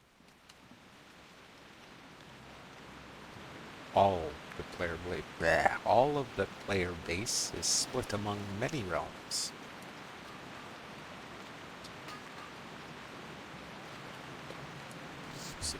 I know that's not what they meant, but do we get a heal? This is a neat thing. If we have, I don't think we got a heal. We don't have a heal. It's just a heal to fortify him for this quest, but you don't need it. You can cast any heal, rejuvenate, whatever, and it counts. You definitely don't need to fortify him, so that's weird. Now these quests here, there's a couple of them you come across. What is this place? And then she starts talking. You just wait and wait and wait, but then there we go. Decide you've heard enough, so it lets you skip all the lore, which that's up to you, obviously, if you want to. I think everybody should kind of read, or at least, semi-pay attention and be aware of the lore at some point. Maybe not your first playthrough, because everything's a bit overwhelming, but at some point, it's nice to kind of go through and get an idea, I don't know, who is this? Require? Leonor Castillo, Keeper of the Holdings. And you are. Oh, look at this. I've never actually taken the time to look at this. Who managed the estate? Well, good for you. That's cool that they have put something here, you know. Just another example of the detail that these guys have put into this realm, this world. What is it? I am forsaken. They're just the deliveries to Silver Pine, I think, right? Did we already? Yeah, we need Darkhog blood. He wants us to kill Ulag. Is it Ulag or Ulag? Ulag. Ulag. Say Ulag. Don't go between there. See how I backed up? Don't do that. Go over here. And the reason is this extra space. No line of sight issues. You're on adventure and you come through here. He does this weird pathing thing. He doesn't know how to walk through here. So he's going to run around the side. Something like this. Kind of goes like this, and then he gets all derpy around here, and you can't hit him because it's all, oh, target is not in line of sight. And then he just kind of like does one of these somehow, and he's right on top of you and smacks you and you die. And you lose your challenge. So don't try to get him through there. Hit that button and come over here. Big wide open, no line of sight. Yeah. What is this here? One hand. Does a lot more damage than anything. Just swap it out with whatever it decides to. Perfect.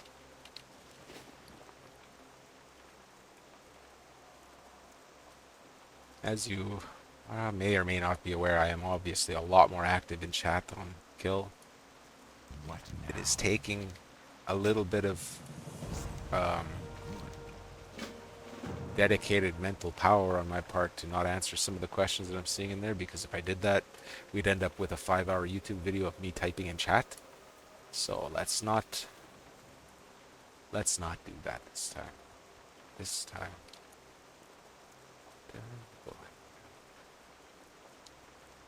That's a cooldown.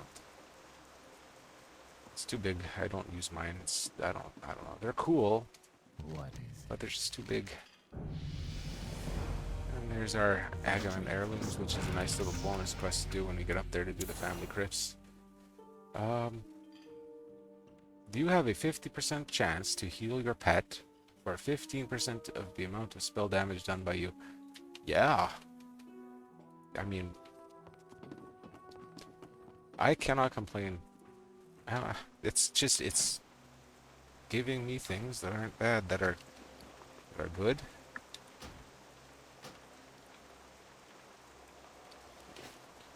Okay. Oh, do we have any more? No. Of course, that only goes up to 15, which we're closing in on. I'm listening. Get those. We I need am your forsaken. course thread. Beware Did the we pick up living. this guy's stuff? The encapsulated necro. Yeah, we should go do that. Okay, we don't need to do that yet, though.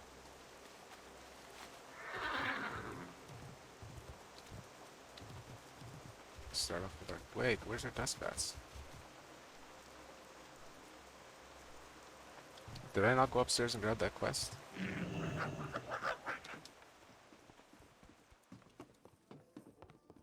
Apparently I did not. I'm listening. What planet am I living on? I really thought I did that. I do. I got distracted talking about stuff and then running downstairs to kill a man with a pumpkin.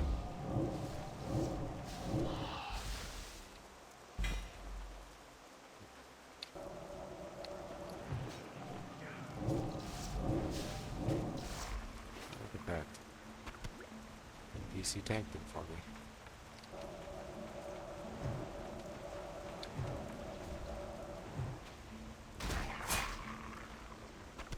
I really hope it gives us Flame Tongue weapon. That's something, now that I have the 3 main offensive abilities that I want, I really need to come across one of the Shaman Shocks. Preferably Flame Shock. I forgot that I can skin now. Flame Shock seems to synergize with Flame Tongue weapon pretty well. And if you get is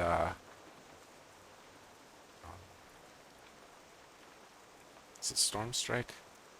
There's one other shaman ability that it seems like as soon as you get that, your next roll is going to be Wind Fury weapon or Wind Fury totem.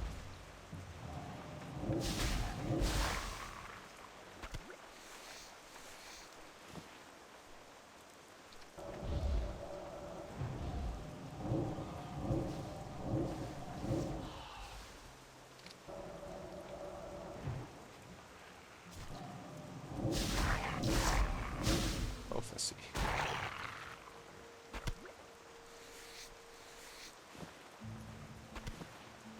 It's definitely a lot more creative of a name than Not Kill.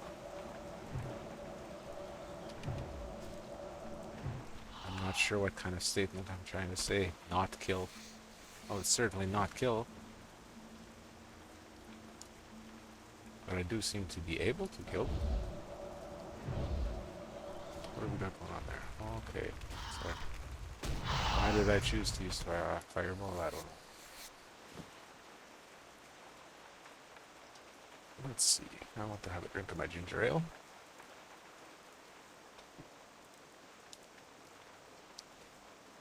And another recreational.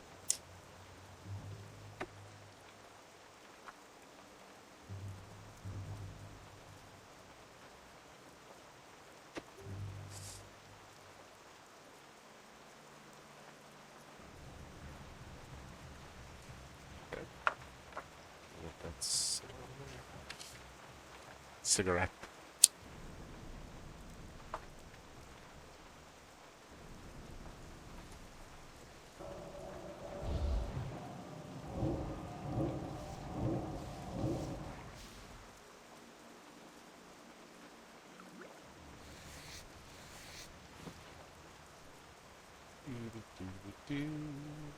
That was very quick. Seems like it was what that had to have been 100% drop rate on the blood and the pelt or fur or whatever. Just, obviously another custom area. Very cool one. But again, somehow fits, you know. It's...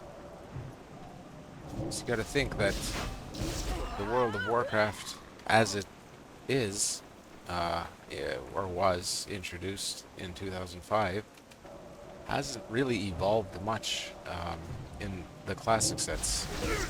Cataclysm, of course, recklessly and without abandon destroyed the map for... it was ridiculous in my opinion, a lot of it. Back... Fluffy, what are you targeting? Okay. He's got him. Oh, come back through the floor? Or... There you go. Whatever that was about, it didn't kill us, but if it had been a real trial, like... I say nightmare, because nightmare is when things start to actually hurt you back. That would have been a problem. I mean, it would have been a problem on Adventure as well, but I wouldn't be walking out here. Actually, I did this on the Adventure 50 on Kill, which I'm working on right now. It's just, did I leave it online? No.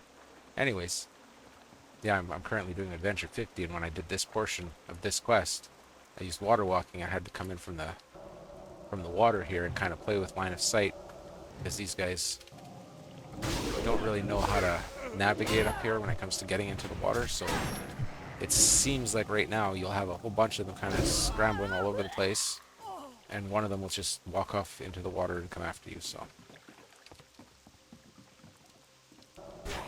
yeah, it's hitting me. It's hitting me through the wall of the fence tent. I mean, that's fair, right? It's just a tent.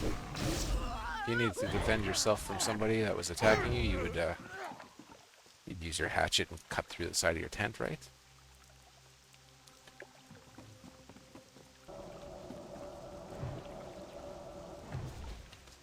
guy. I want to tell him what it is. I will get too tangled up in answering all these questions, and there's going to be follow-up questions, and by the ways, all that stuff. And I love helping when I can and answering, but gotta stay focused. Got to stay focused.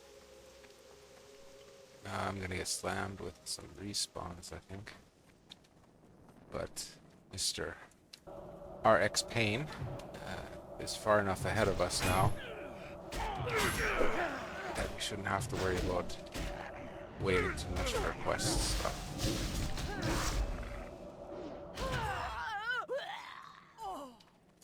Yeah.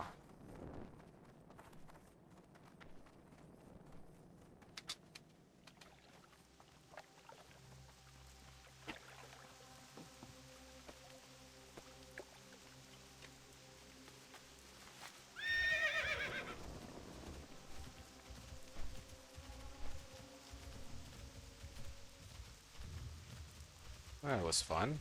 It's a neat little run through that area, and it gives us a pretty decent chunk of experience. Don't know that we've got any. Oh yeah, that's 5 rebels or something now. That must have dropped off of one of the guys in that compound. Be quick about your business.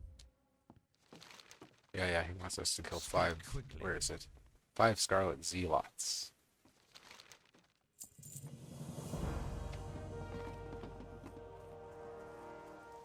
We'll go back inside here. Get our. We're gonna get some mitts. Maybe. No, I think they're only 26 armor. I don't think the cloak's any better. What is it? How much armor are these things? Oh, they are 55. They're leather. Should have remembered. Leather. Classic, no. They're cloth. Yeah, get on my finger. And get on my hands. Strength of Earth Totem. See, this is one of those things. This has the potential to synergize some more shaman stuff, which could lead me to the Flame Tongue weapon, which is something that I definitely want. But strength... Well, you know what? I don't want to waste scrolls right now. It's not going to be completely detrimental, and it might ultimately be helpful, so I'll keep it.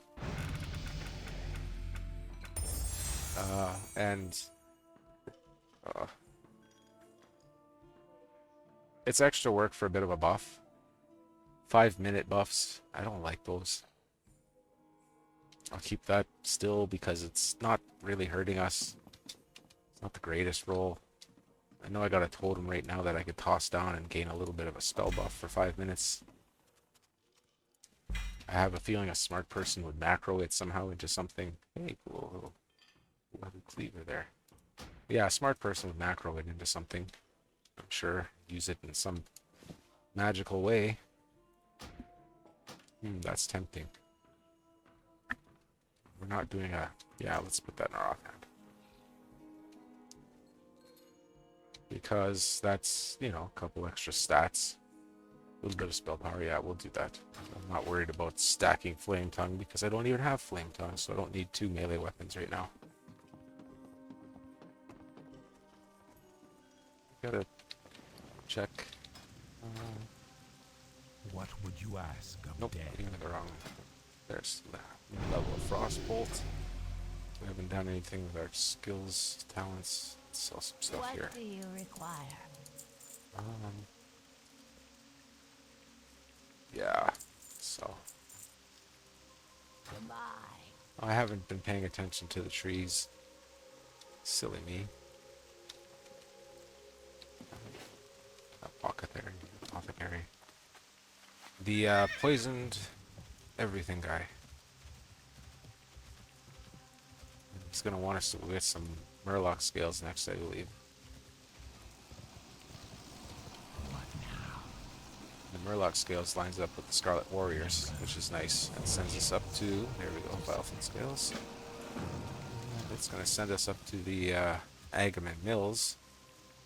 But first we need to get that Putrid Claw quest out of the way, because that's gonna lead us to the Scarlet Warriors, right? I think that's how that works. What did he say? What stacks? Yes, they stack. They stack. Yeah, they stack. Oh, I don't want to answer. I want to answer, but he's got it.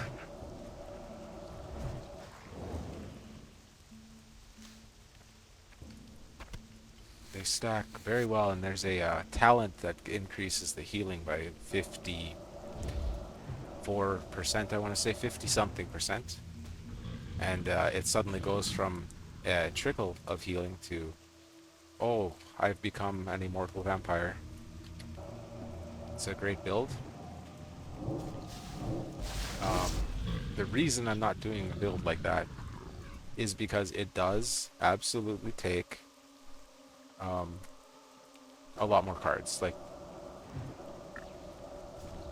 they're not gonna just fall on you like the spells and talents like they are with this. Sticking with any kind of build, really. Like, you could be doing this as a rogue, you could be doing this as an old school warlock, but you're going to be getting all of your this guy in here, isn't there? Is that had that one around? There he is. If you stick with the more traditional classes, you have what I've discovered or found to be a much higher chance of getting talents and abilities that work together. Whereas if you're going for, you know, like OWTL, one with the light, or any of those other ones, you're going to have to go and get those cards. You can't just, you know, have them fall on you. So this is a great way to start without having to basically farm things to get there first, you know. So we've got that. Let's go down here. We'll get ourselves some putrid claws. Finish off our doom weed. Or is this one gloom weed? Yeah. Get these guys on the way back.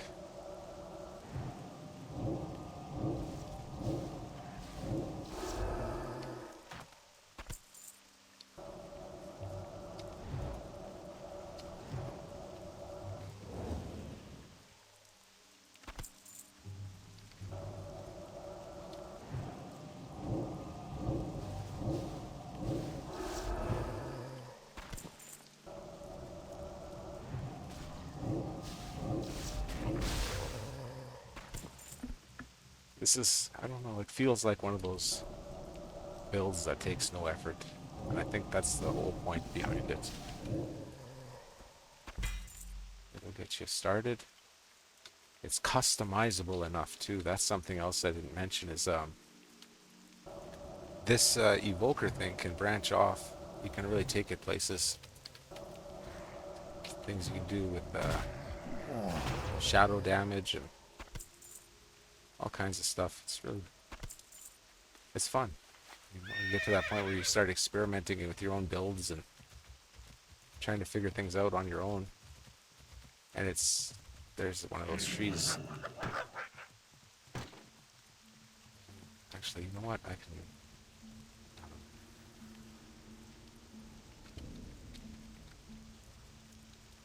go turn our mini map back on. I'd have it off for we got herbs, did I say? Trees. That's all we need to track. I turn it off because, I don't know, the mini-map looks so cluttered. It's kind of a distraction. But yeah, you'll notice that we get some experience from cutting those trees down, picking the herbs. I just want to check to see here.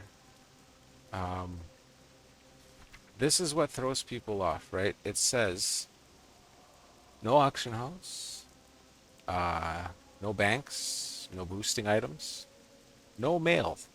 Right there, no mail. No mana storm. Okay, well, that's probably true. But you'll notice, okay, I have these, which are boosting items that came from the mail. So, not everything is as it seems, right? This had better be good. What is it? I do know I have exactly what you need. the Iron Man one is a bit more strict about that. I give a lot of stuff away on kill, and have unfortunately sent people that are on like the Resolute trials things in the mail that they can't touch until they finish their Resolute trials now. Or it might get sent back to me or whatever. If it does, I'll contact them and be like, hey, do you want me to send this to somebody else or one of your alts? Look at that. All damage by 1%. Sure thing. What kind of talents have we got? Have we been... I haven't been paying too much attention, but I have a feeling that... Let's see. Okay, so that totem one is the only one that isn't exactly really a bonus to us. I like that. Had some very unrealistically good luck with our rolls so far. The shadows beckon. I think tonight I'll finish Death of or the I'll finish off Tearsfall Glades and call it a day for the video then. So there's, I guess we're halfway, a little more. We're actually not even. We're some portion of the way through it right now.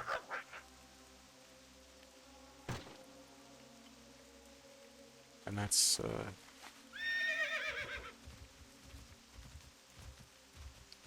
gonna be fun. It is already fun. These wood logs, I vendor them, but there's call board dailies. I keep talking about that. When we see a call board, I'll explain more. They are daily quests, and it's gonna ask for certain kinds of planks.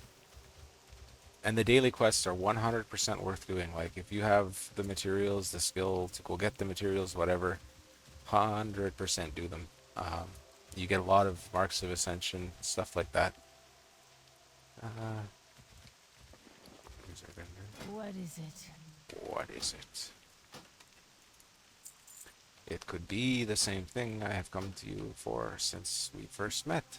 Embrace the shadow. Thank you. It's not going to change the shadow, but I'll embrace it. Wolf meat is great for learning cooking. Let's get rid of another small pouch. No, don't vendor it. Trust no one. Yeah, don't even trust myself. Okay. Learn all the mogs. There's no point, unless you're collecting the mogs. That's what you want to do. I'm learning them. You don't have to. Hey, coming out of nowhere. I like it. Okay, dungeon finder. No, we're not gonna do dungeons. Dark Moon tickets. What's this all about here? Buy a Dark Moon ticket pouch 25.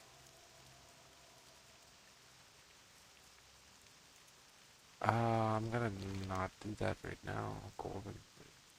Reroll talents. Okay, I will pick that one.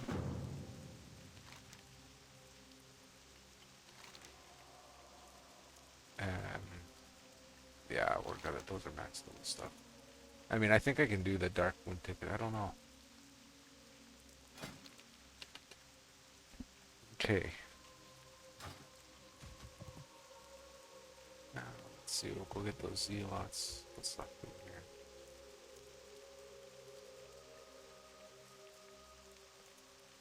That's inside. Pretty sure I have everything I need, don't I? Scarlet Warriors, Battlefield Scales. Can't do that until we get the second part of this.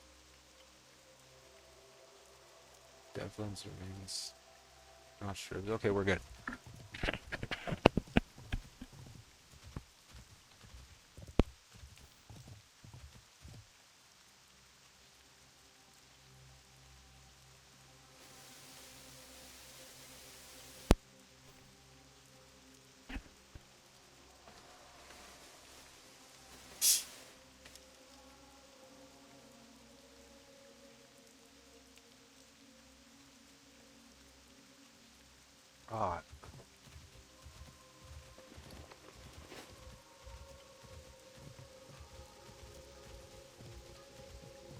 So this is loop 1 of 2 out to the west. Because we have to get the Murloc scales before we can get the spider ick or whatever it is, spider something that we get later, spider eyes, spider somethings. We have to get the Scarlet Warriors slain. There's going to be a Scarlet Insignia one later. And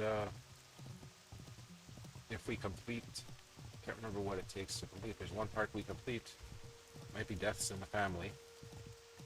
That's going to give us the quest to kill the banshees and the zombies. But I'd like to get that one and do the heirloom quest at the same time. And we're going to take a little bit of a divergent path here and go back to this guy I spoke about earlier. On Montag something, I think. Yeah, Calvin Montag. Montag. How do you say that? Montag, bit. Timeless. And he's gonna want to fight us. I don't remember why, and I should have read the quest, but let's see. Oh, okay, we're collecting money.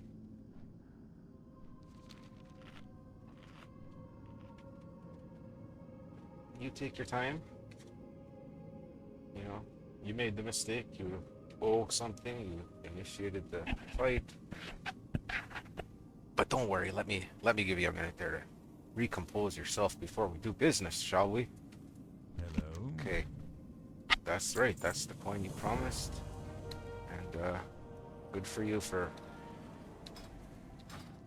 waiting to get your butt kicked before you manned up to your debts.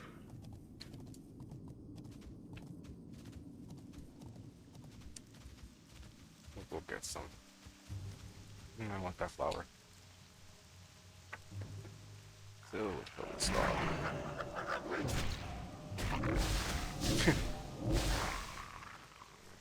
It's a funny way to say that. I want this flower, so I'm gonna kill that dog. For mauling, that is a very fun ability, man. I wanted to go back to that. I started playing with Shadow Bear, and oh, that's so much fun. I tell you, some of the funnest builds that I have ever experimented with are Shadow Bear, Swashbuckling, and Shadow Rogue, which has turned into this weird build. I don't know how to explain it. I'll have to do a video on it later. That I use for farming world bosses and general farming in high-risk zones.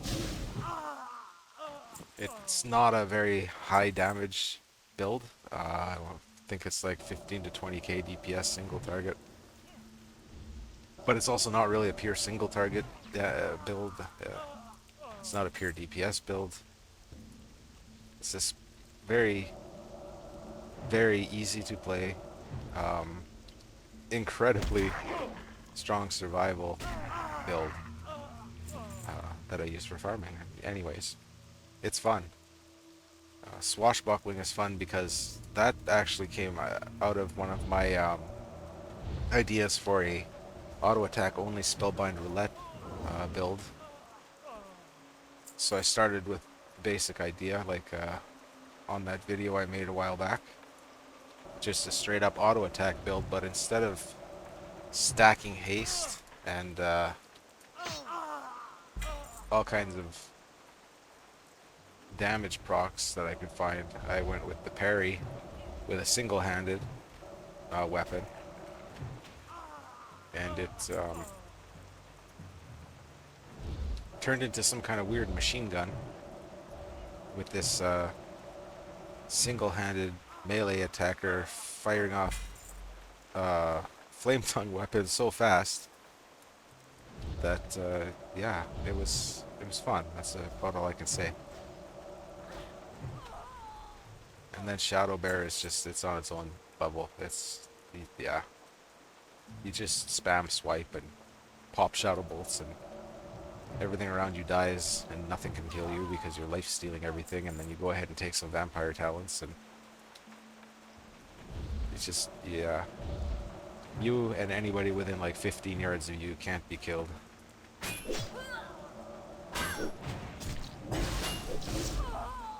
See, my talking and not really paying attention to things, that right there, if this was a Nightmare 3 or an adventure like 10 plus, that actually, you know what, without gear, Nightmare 2, that would have been dead. It would have lost the trial right there. Definitely a nightmare. So it's you know, gotta get your serious face on when you're doing this stuff. But like I said, I mean, we did just only pick hardcore, so there's nothing's adjusted. There's no extra damage. There's no added challenge. It's just telling you not to die. Fair enough. Hopefully we can do it. I don't think it's a tall order. There are people that do other stuff too. See, crit and hit. What am I losing? Yeah, we'll take the crit. Take the crit. Hit rating is, yeah, at this level. To be honest, if you think about it, hit rating is absolutely unnecessary while leveling, with scaled leveling. Because everything, as you can tell, is several levels below you, 4 levels below you. So your chance to miss is 0 against these guys. You just won't miss. If you enter much higher zones, of course, that's different. Like if I walk into Silver Pine right now at level, what am I, 16, 15? Those mobs are still going to be level 20s, 25s, 26s, etc. Oh, you come right out of the ground and say hi. Look at that.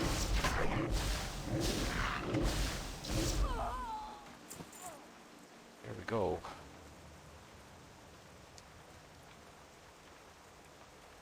Oh, there's some stuff to pick over here. I mean, it's all I can see, but these professions are more like a, it's not a focus, not for us. There's a challenge where it is a focus. Killing stuff would give you 0 experience. Doing quests will give you 0 experience. But crafting is where you get your experience. You can only level through crafting. See, what is he doing? I wish maybe that combat log will say what failed.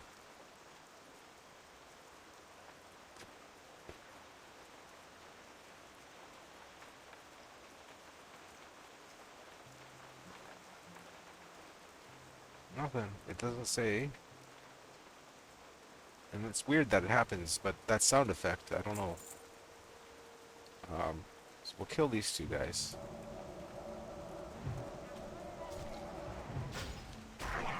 Oh, I shouldn't have wasted that. See, that's another mistake that can get you into trouble. I didn't need to cast anything on that thing. It had its health was low enough and my dog was attacking it, it was going to die. But instead it blew a global cooldown on an attack that I cancelled, ultimately. That I could have used on this guy while he was still running to me. So you can see how just little things like that, absolutely, they can destroy you when you're doing one of the serious challenges. And yeah, this way is kind of cool because these guys aren't all clumped up over here.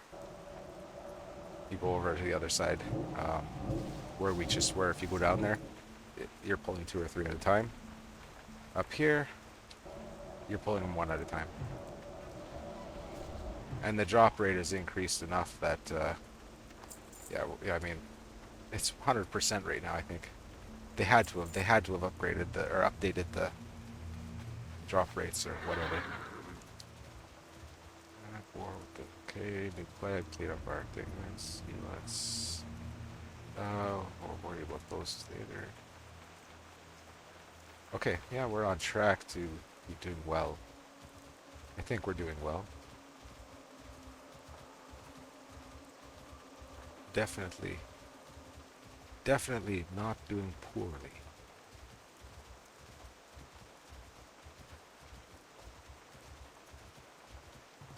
And it's more of a grind for sure without gear. Let's take these guys. Oh, we're just gonna get one anyways. Oh no, we did get two.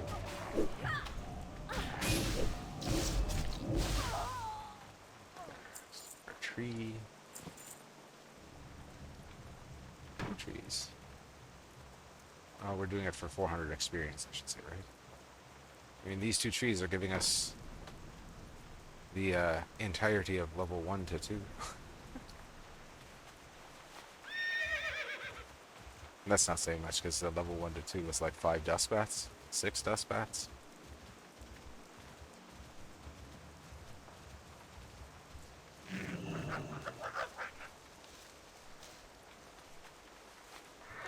Herbs and ore, definitely.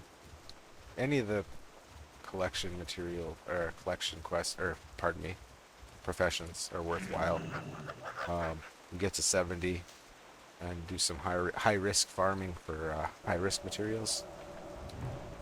When this place was really flying and the population was huge and the market was booming, there were certain things that you could get from high risk farming that would sell for 10 to 90 gold each, that right now you can't sell. Will stack for 5 gold. So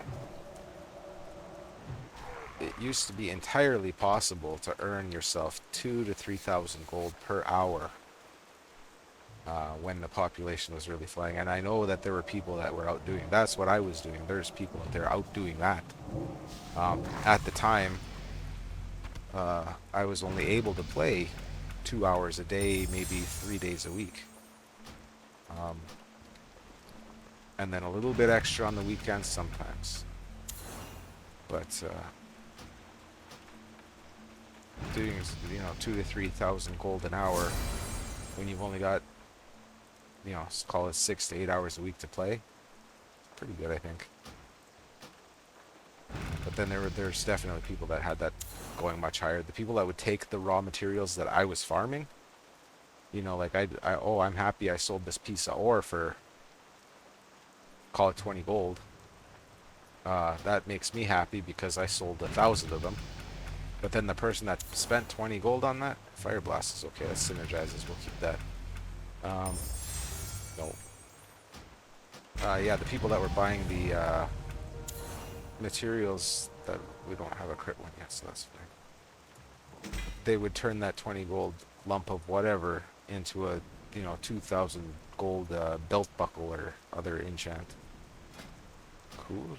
That's a nice little black sword. I like that. It's got that shine. Nothing we're gonna use though.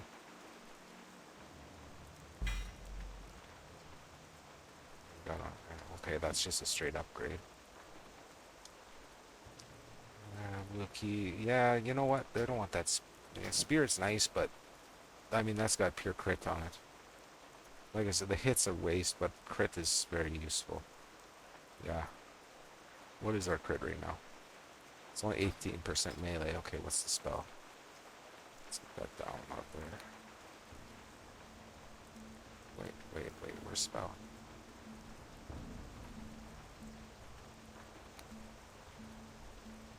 There it is. Up. You're more important. 15% crit chance. That's not too bad.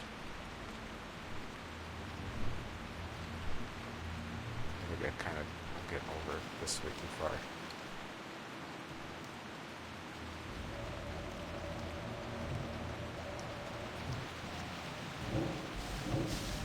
I was gonna go for those trees, but I have a habit of getting distracted and following off in some weird direction away from what I was supposed to be doing.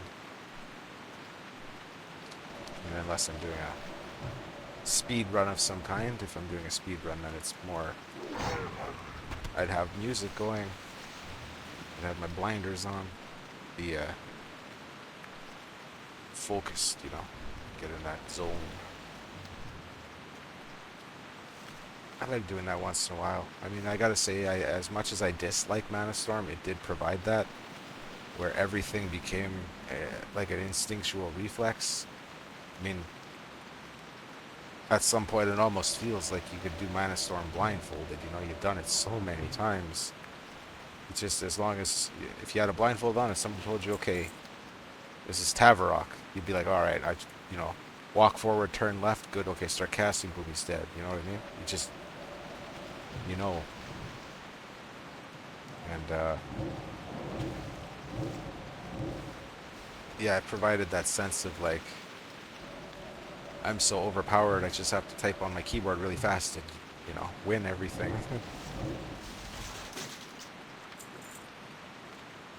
That's just leveling. I know I'm just talking about leveling. Mana Storm is pretty serious in the higher levels. When you start soloing it at 70, it's it gets very difficult very quickly. And the people that are sitting up there at, you know, over 1,500, you know, every once in a while you see somebody talking about doing like a 2,000 something Mana Storm. It's, I don't know, like, I don't want to sound weird or anything, but those people, I think they have a bit more skill than what I do. I don't know how they do it. Some of those mechanics in there, it's like, I guess you probably died 500 times on the same fight, but that's how you learn, I suppose. I really don't have that kind of patience. It's strange. I don't mind doing trials. You know, I'll die 3 or 4 times on that. Remember that DHETA one? I made the video about the using a mass entanglement.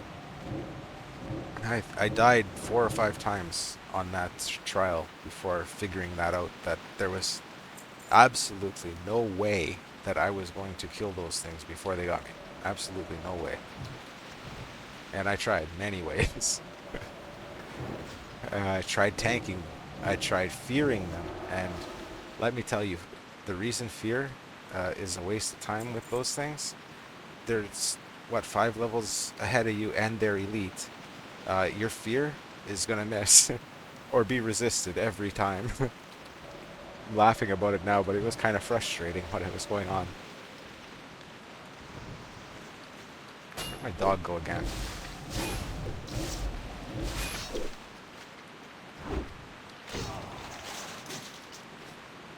It's filling up quickly. So it's probably the same. You know, I guess it really is the same in Mana Storm. They, the patience that they have to continue doing those things is unreal. I don't have it. You know, I'd rather come out in the open world and figure out some new build or trial or something.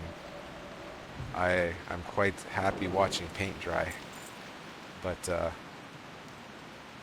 don't want to be the one applying the paint, you know.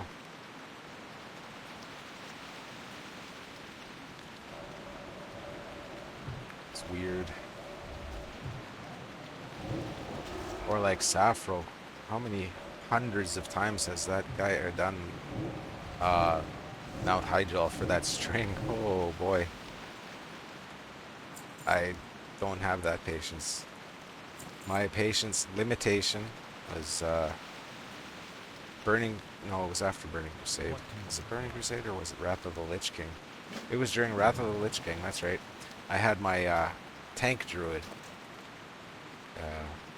in ICC gear, and I went through whatchamajigger there, Stratholme, and I did that almost 200 times, trying to get Baron Rivendare's mount, and that was it. I got to the point where I was like, you know what, I'm never having this mount, and I've come to terms with that. I couldn't push it anymore, and I know that there's people out there that's mighty impressive that they're doing that for like Alar, you know. Let's kill Alar for the 400th time. Which one drops the? Is it actually? It might be actually KT. I've never seen it drop, so I don't even know. Drop the Alar mount. I can't do that. Good for you, for the people that can do that. That's awesome. But no, this is my thing. This open world finding just I don't know, relaxing and efficient ways of doing things. And then when you start getting into some of the trials, like, yeah, that's my thing. This is my jam.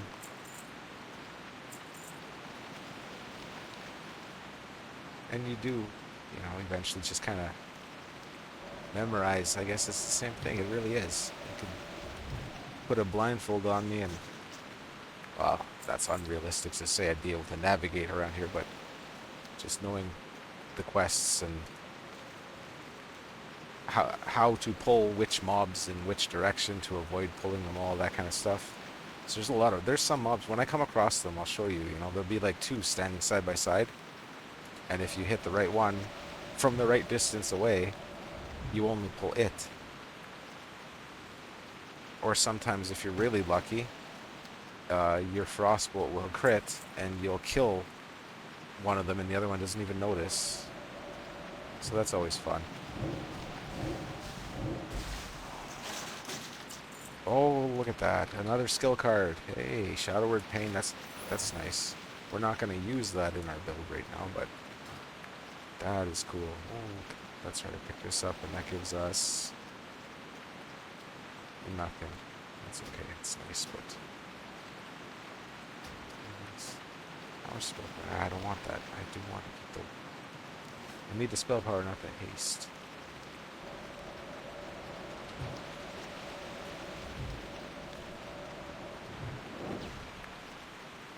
There's our Gregor.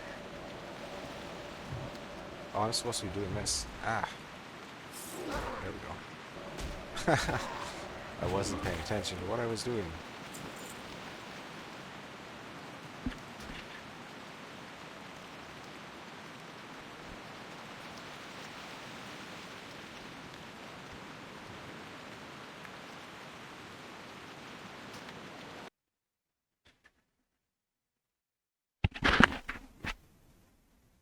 Oh, jeez. Okay.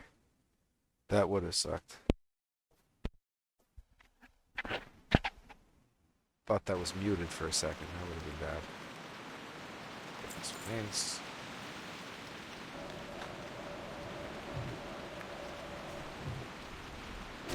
There we go.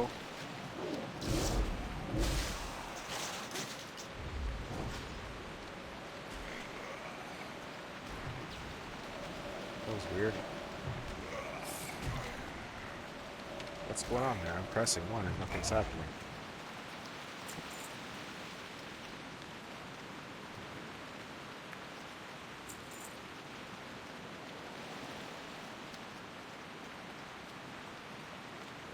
Casters. These guys, they seem okay, and then they'll patrol just a little bit further down the hill than they did last time. Turn a good day into a bad day very quickly.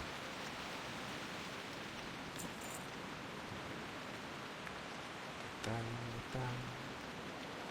Get this guy before the zombie comes back. Oh. He's pretty far away still. We don't really need him anymore. Just clear our path up here. Okay, so the safe way to do this, and keep an eye out back here. What I do sometimes is I'll go like, you know, mark the patrols. That's so weird. Was this lag? Again, I'm pressing my attack and nothing's happening. Okay, we're gonna come away from there because I don't need to be this safe, but it helps as a demonstration with that path. He's gonna go around that. I call it a parking lot, courtyard. He just walks in circles. When you're on a harder trial, leave that barn alone. Don't even go near there. There's no point. You don't need to pull those guys. It only leads to a bad time. Zombies coming back.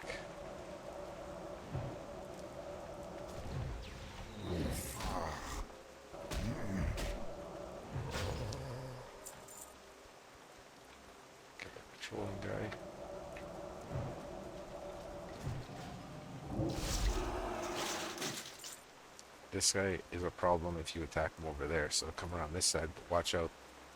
There is, yeah, one of these guys will walk like a zigzag back and forth to here. He comes up. We don't know about him. And don't attack her while she's at the door. That's a trap. Yeah, this guy's gonna walk right up here too, and he'll try to gank you from behind.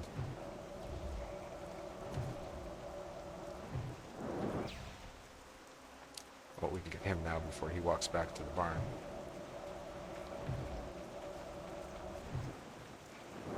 Now, kill the caster. Oh, wait for that. Yeah. That's good now.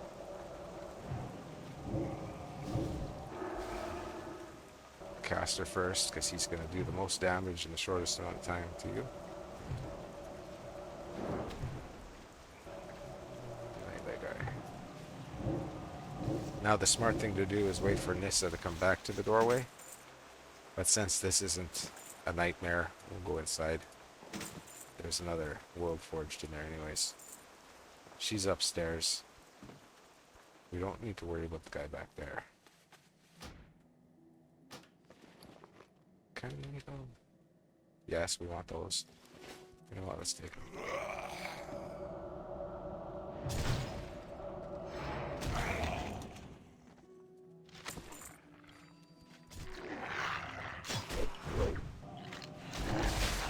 And there's Nissa.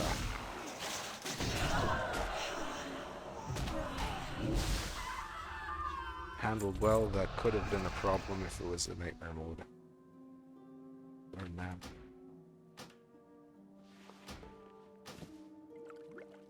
What else is down here? There's a chest upstairs sometimes. Let's go see.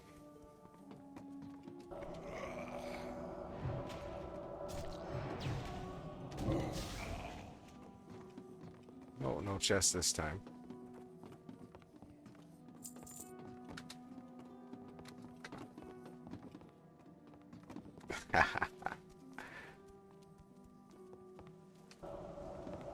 The only time you've ever failed is when you're trying to show off. Okay, do not have slow fall right now, so this next part's going to be a little not happening until we complete this Nature of Freedom. I keep forgetting about that quest because it's a new one. New in the sense that it came with all the other changes to the maps. Yeah, we want Frostbolt. I love this. Mushroom has no value. That. And, oh, get our letter to you at the pickup. Okay, good enough. So yeah, I keep forgetting about that quest because it's new. And easy to forget about.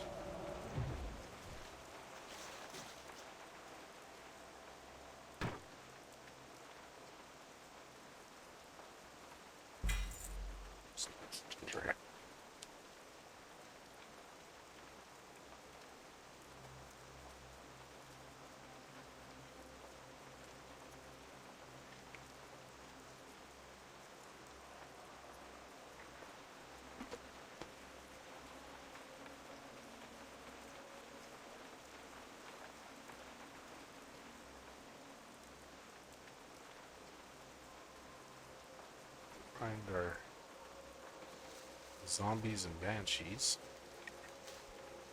Take out the skeleton first. He's out of the way. Banshee. Ah, we killed him too fast. That's okay. There's a zombie we can grab. Meanwhile, maybe I should melee him. What's this called? Yeah, we'll smack him first.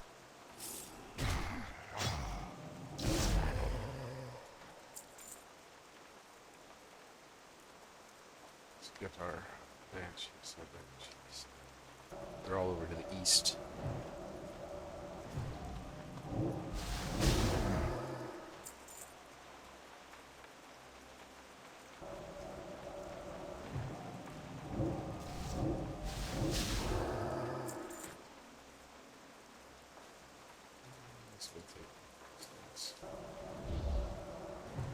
don't have to go too far for that.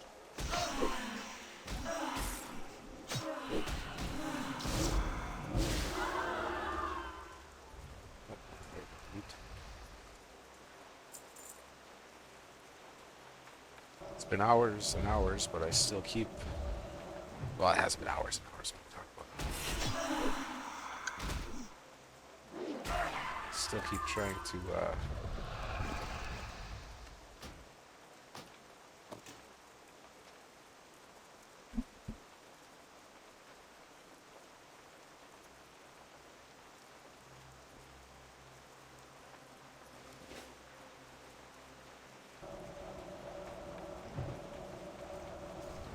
still keep walking off without looting is what I meant to say. I don't know, my brain went blank there for a little bit. I think I got distracted.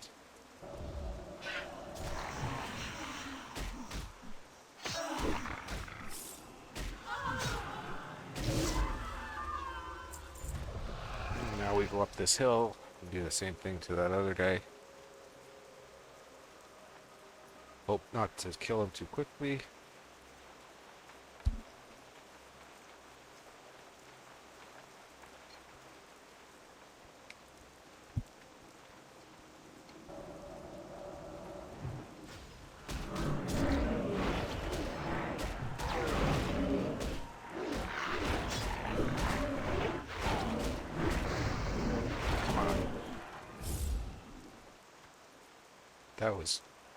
That was moderately annoying. I somehow untargeted him. Is there PvE on Elune? Of course there is. Elune is PvP. PvE, I mean. Although he's probably talking about raids and dungeons and mythics and stuff, which I know that it happens at least once a day.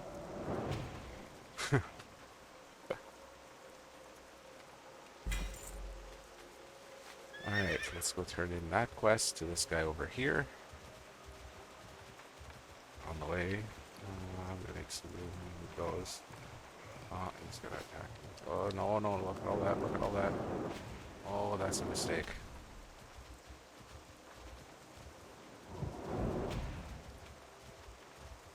And that's where you see so-and-so has been killed by Dark Eye Bonecaster. Just because something like that happens.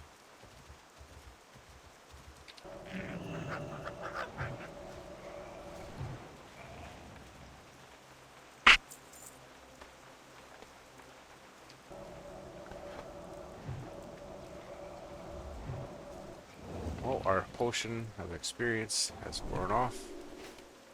I don't know how long ago that happened. Keep that going. Later on, of course, you'll be having auras and all kinds of things. Creepy Jimmy. I wonder if that's Speak quickly. the other Jim guy. Oh, of course it's full. Let's see what can we get rid of here. Cheapest things. 12. You know what? 12 is cheap enough to just not even worry about. Anything under a silver is like, there's no, you know, why nitpick? Whatever's in that chest is more than 20 copper.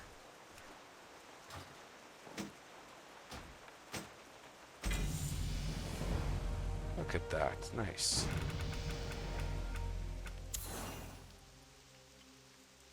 No, no, we're not interested in keeping that whatsoever. So those. Yeah, let's keep that. It's not gonna hurt. I don't think that synergizes anything from the warrior tree either. That's usually one that gets called up by a synergy. Yeah, no brainer. Okay, gloves. Nope. Well, what do we have? Still that crit. Dodge one. Yeah, still. You know what? Let's take that. Learn that. So many things to learn. If anything, just to make the tooltip smaller so it's not telling us to learn it. Plus, it's kind of cool. I don't even look at them all every time because you're going to end up browsing through your vanity and realize, oh, I wonder where I bought that. Okay.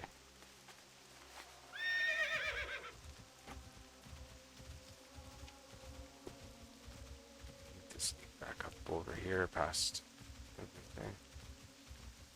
That, okay, getting a little bit of a path out.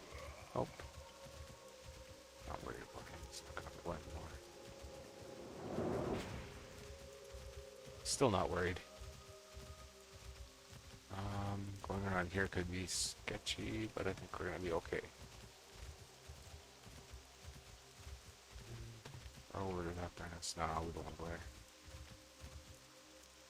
Typically, you would do this with levitate, and it would make it like a non-issue.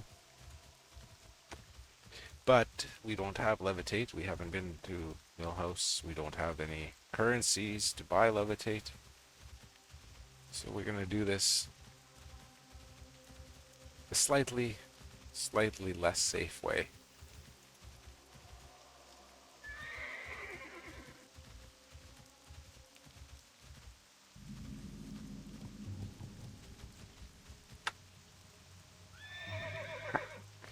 Yeah, that wasn't so bad.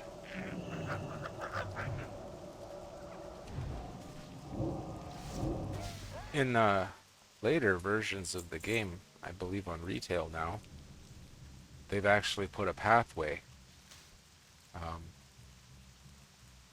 right down the mountainside from the top of Agamemnon Mills down to there, so you don't have to jump like that. Not worried about mushrooms. This is gonna say, oh, it's paying attention. We had the inventory for that. Mega Ice Paw, though, we'll have to drop something to get that.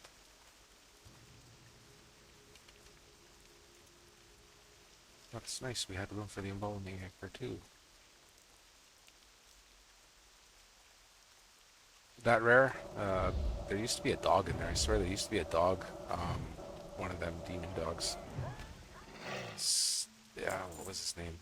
Started with an S. But I haven't seen him in, well, it has to be 3 years? Maybe only 2. I don't know. Maybe it was in the core merge happened, because I didn't check for him every time.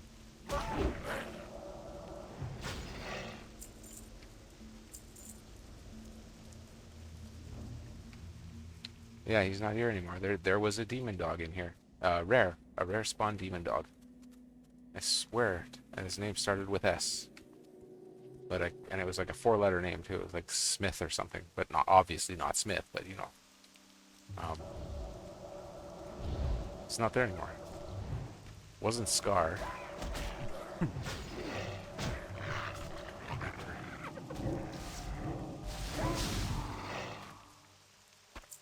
Okay, get rid of the water. I don't need to drink any water. We'll grab the. You know what? I don't need those either. Not going to be using it, but stats is stats. So we'll throw that on there. What did that give us? A stamina? Yeah, that's good. Very good. That's a bad day waiting to happen. 2 of them's okay. 3 of them, don't want to worry about that. Dog's gone until I smack him.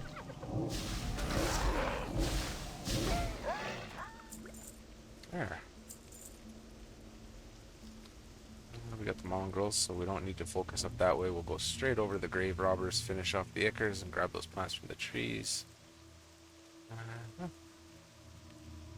He does walk all the way up here.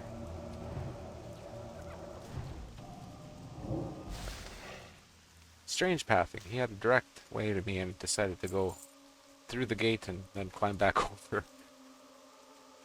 I guess that's alright. Maybe he was trying to confuse me.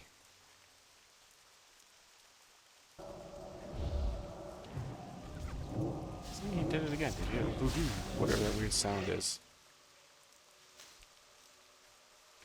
I'll have to figure that out someday.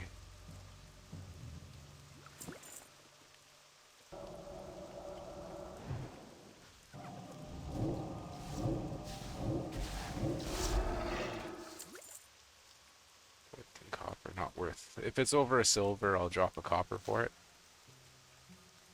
Like I'll bother searching and filtering my bags to gain a silver, but I'm not going to do that for him. It's a copper. It's just, you got to draw the line somewhere. And how much time do you want to spend? Is it really worth spending, you know, even 15 seconds to open your bags, find something, and drop it to gain 4 copper? No. You don't have to be a MMO gamer to know that that's not worth it. You don't have to know anything about this game to know that's not worth it. It's just a common sense thing. And think about those. Bill Gates used to be the big thing. Oh, you know, he drops $1,000 on the ground and it's going to cost him more to pick it up, you know, because his time's worth so much. And now it's all about Elon Musk, and it's the same kind of thing. And yeah, well, you got to draw the line somewhere. I'm not going to spend 15 seconds for 5 copper. Forget that. 20 copper. I mean, it's.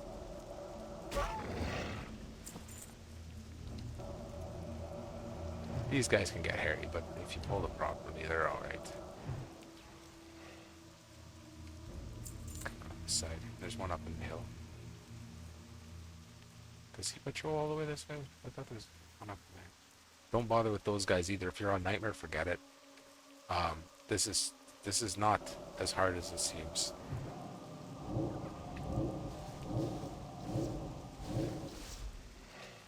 gotta pull him.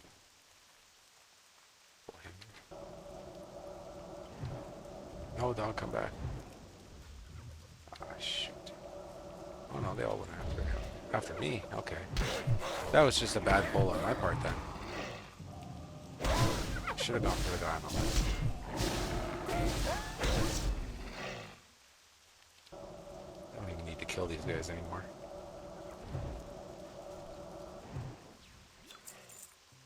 Oh, wait, was that a silver? No, a 10 copper. Always stackable. Linen cloth is worth it.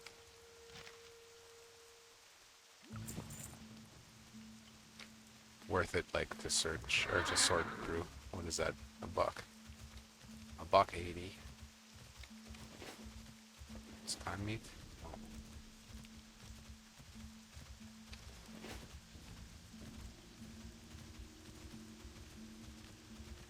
Oh, I want to respond to that guy. I bet you it was that Doomsayer dude that walks through Terracar.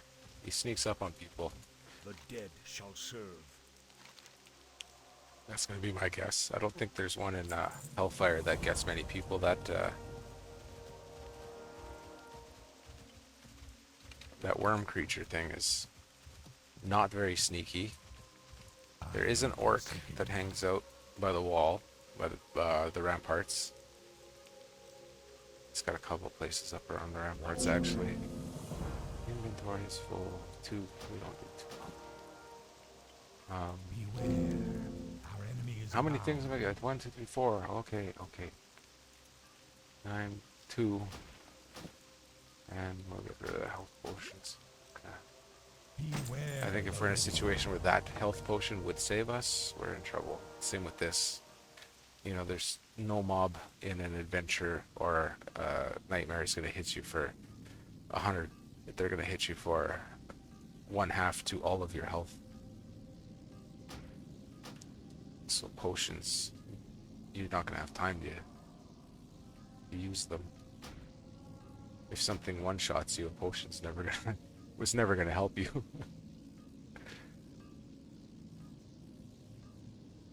Pre-healing is the thing, though. Stack yourself up with hots and go in, and that might help. But again, if something is going to hit you for more than your health pool, then there's nothing you can do about it.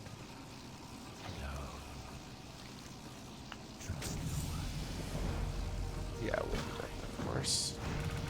Give us something good. Come on. Oh, you misunderstood what I meant by good. We only got 3. Oh.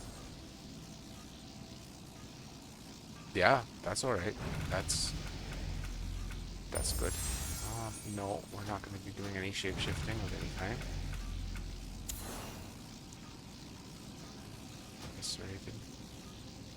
I should go take care of that. Yeah, my inventory. Perfect. Then we can unroll that other one that we had that was 180 or whatever. You buy our I stuff. haven't got all day. Goodbye. Goodbye. Okay. I think I've pretty much already, like, kind of preliminarily inspected this stuff when we had it, first got it, so. Yeah, I just kind of vendor away this. I don't like spending too much time on the auction house or any at all. They would be totally up to you if you want to run all the way to Undercity and post, you know, What now? your light leather on the auction house. You might get half a gold, but to me, right now, Remember, just not interested in it. I mean, what level are we? 18. We got 2 gold. I didn't even know that happened. You know, not paying attention to gold at all. The big first cost is your mount training, which the shop provided with the LP. speak quickly. Oops, 8, 10. The boots are worth more than nickel gauntlets.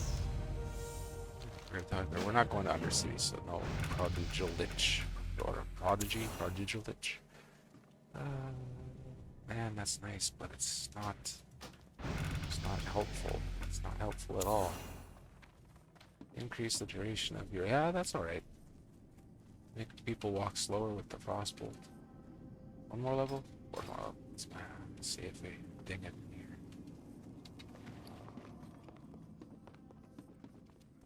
Yvette, have your What letter. do you require? Do the bottom one first, because Our time will if you do this one, he goes into an animation that stops you from handing in any more for like 10 seconds. See?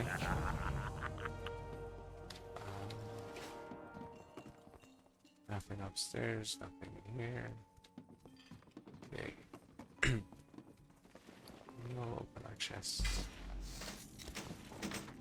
And whoops. Oh, sorry. What kind of goodies are we getting here? I'll learn how to wear those. Oh. Uh-huh. And that's the same as what we have on. Isn't it? I thought we had a forehand like that. Or cape. Okay. Oh, first shoulders, whatever. It doesn't even matter what they are. It's definitely the 4 intellect is better than the 1 crit now. Oh, it was our wrists. We're not gonna get rid of those for those. Ooh, 6 spell power. Yep. Look at this stuff. It's like it's helping. Just burn those. I don't think that's gonna be better than, yeah. The 1 intellect is, it's, yeah, who cares? Another shield to learn. And this is let's go. This is 2. Is this actually gonna give us more spell power? Bonus damage 82, 78. Okay, so it's 4. Good to know. Good to know. 4 intellect, 4 spell power. 2. Oh, it's less than that. 82 to 78. Where is that coming from? Oh, I guess when we take these off, it'll tell us what 4 intellect's worth, right? That's intellect is not worth enough damage, okay. But 2 spell power gives us 4. Because that's right, okay. Oops. He's really excited about that. Because of this, that's where that extra spell power is coming from. It's saying we should get 2. It says intellect provides none.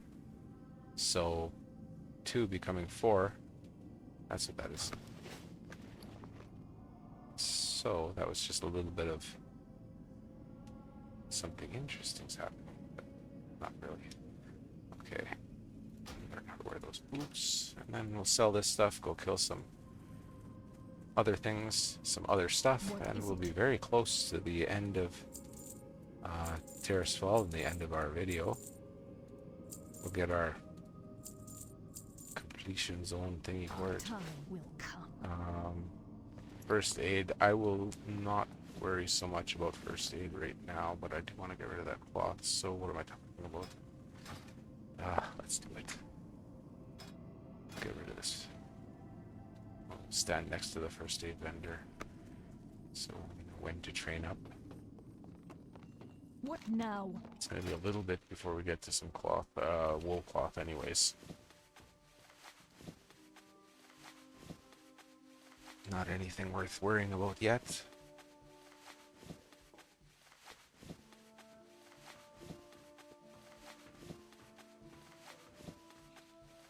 It's neat, you can see the XP bar going up as that happens. That's so cool. Just free experience. Stand still and collect XP. Hey, Pepper. Oh, my other cat. I'll just let it run out because we're not gonna worry about linen anymore for first aid now that we got wool unlocked. But since we have it, we'll finish it off, right?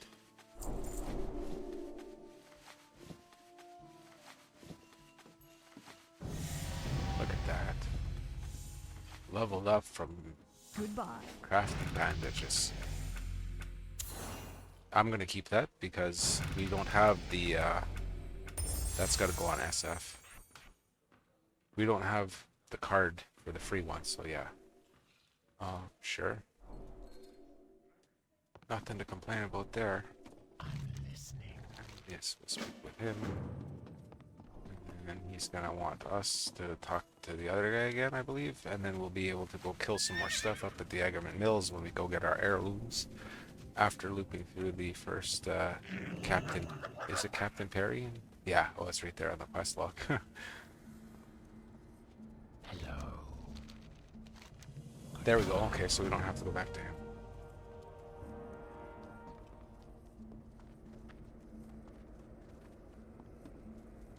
And there's our bags empty. On the way out, we'll stop and go to buy stuff. Right here. I have Take those. exactly what you need. Only because every ounce of... Oh, I thought I missed something, but I did not.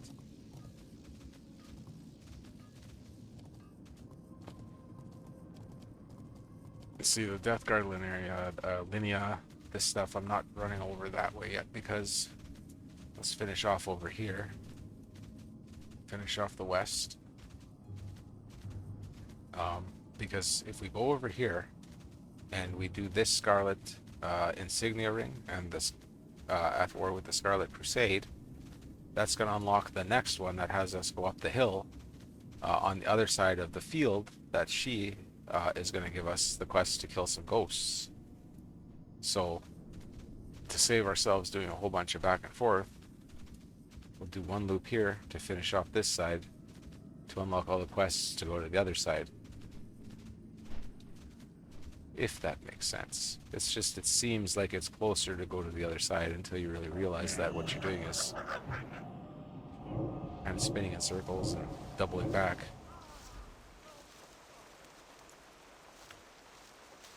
I haven't decided. I think we'll do Eversong Woods tomorrow or later. I don't know if I'm gonna I think what I'm gonna do, once I finish Tirisfal Glades tonight, get that video up, and then if the Prestige Daily is open world, I'm gonna hop back on Kill and finish his Adventure 50. If it's not open world, I'll just hop back on this guy and do Eversong Woods. So I'll have a video for tomorrow to put out as well. Maybe. Think that through.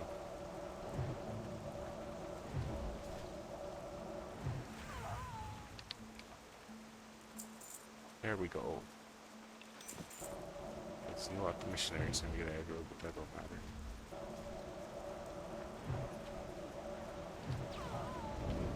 Really would like a brain freeze or a missile barrage one.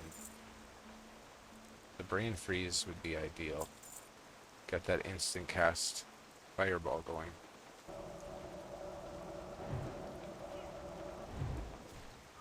Those are, I think brain freeze is available at level 10. And you know what? Brain's gonna do more damage if he gets to us, so we'll knock him out first. This guy, let's try that. Nothing to write home about. But that was pretty cool. And we'll get our, I guess, behind the towers, the next missionary. Yeah. Okay, let's move on first.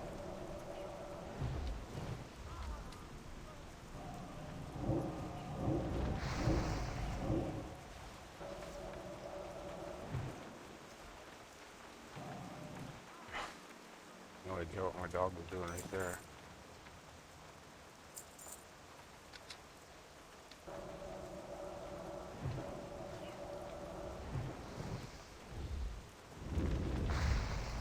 Yeah, you.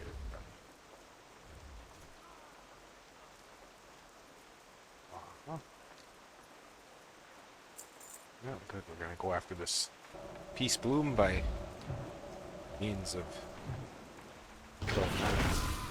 I kind of like that spell. That looked really cool. And I cast it while moving.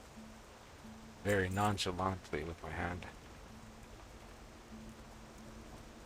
That was actually one of my favorite cinematics from the World of Warcraft franchise. I don't want to include Warcraft in general because it was its own beast. But from World of Warcraft, the Burning Crusade, the first video right after you install that and launch it, it starts with the warlock walking through the swamp and the zombies come up behind him and they're like, Myrtle, Myrtle, Myrtle, and he just like waves his hand and like immolation kills them all.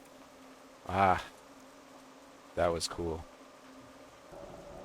I know to watch it again today. I mean, like, yeah, we've got, you know, what do they call them? The cinematics that they're pumping out right now in video games are like, you know, movie quality. But back then, you know, what was that, 2006, 2008? When did Burning Crusade come out? I can't remember, 2006, I think. Maybe it was 2008. Doesn't matter. Back then, you know, the animations were not so good. The technology wasn't there. You know, your computer might have had, I think 2005. I think if you were running, oh heck, if you had a gigabyte of RAM back then, you were doing pretty well, I think. As the average memory sticks you were buying were the 128 meg, you know, and if you were a rich kid, you got the 256 meg sticks. Your motherboard might take 2 to 4 slots.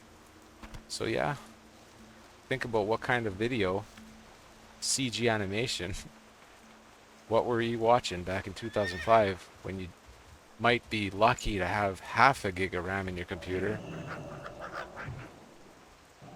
maybe a 10 gig hard drive, and I think that was probably if you were quite well off.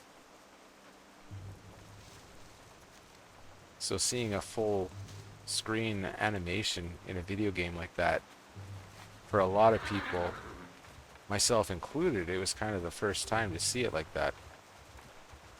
I mean, trying to think back then, I think the next most interesting computer, that wasn't even CG, but the most interesting cinematics in video games were like the Red Alert series and Command and Conquer and well, you remember, what was it, Red Alert in the Aftermath, they had like that Einstein scene, and but those are all like filmed, so it's not the same thing. Yeah, just when those cinematics were coming out, they struck it in a different way. You can watch the most technologically advanced, lifelike 3D motion capture, AI filtered stuff now. Yeah, it's cool, but it just doesn't have that impact. It's not hitting you, you know? It's not a first. It's not something you haven't seen before. Whereas those videos, 2005 watching or 2006 or whatever year it was watching that, yeah, it was the first time that you were seeing something like that. For most people, you know. You're not watching triangles and polygons. I mean, even prior to that, I would have been playing Quake 3. Well, City of Heroes, but City of Heroes was close enough to World of Warcraft that I see them in the same generation. City of Heroes died shortly after, well, maybe not shortly after World of Warcraft came out, but they were out together for a while. But I see them as the same generation, so there's no difference there. But prior to that, I was heavy into Quake 3, Counter-Strike 1.6 would have been the one. I think that was popular back then. And in Quake 3, you know, like you couldn't have circles. Things weren't round. If you tried to draw a column with more than like 9 sides, it would choke most computers back then. And you knew this because there were some games with editors like Quake 3, and people would make custom maps that looked beautiful, but you couldn't play them. It would be another 10 years before technology caught up to the state of being able to play those, you know. Sure, we'll take that. We could sell that for maybe some money, but it's not a super rare one. It's just neat to have. Oh, Mystic Scroll. Improved Inner Fire. We don't need that, but you know what's nice? 8 silver.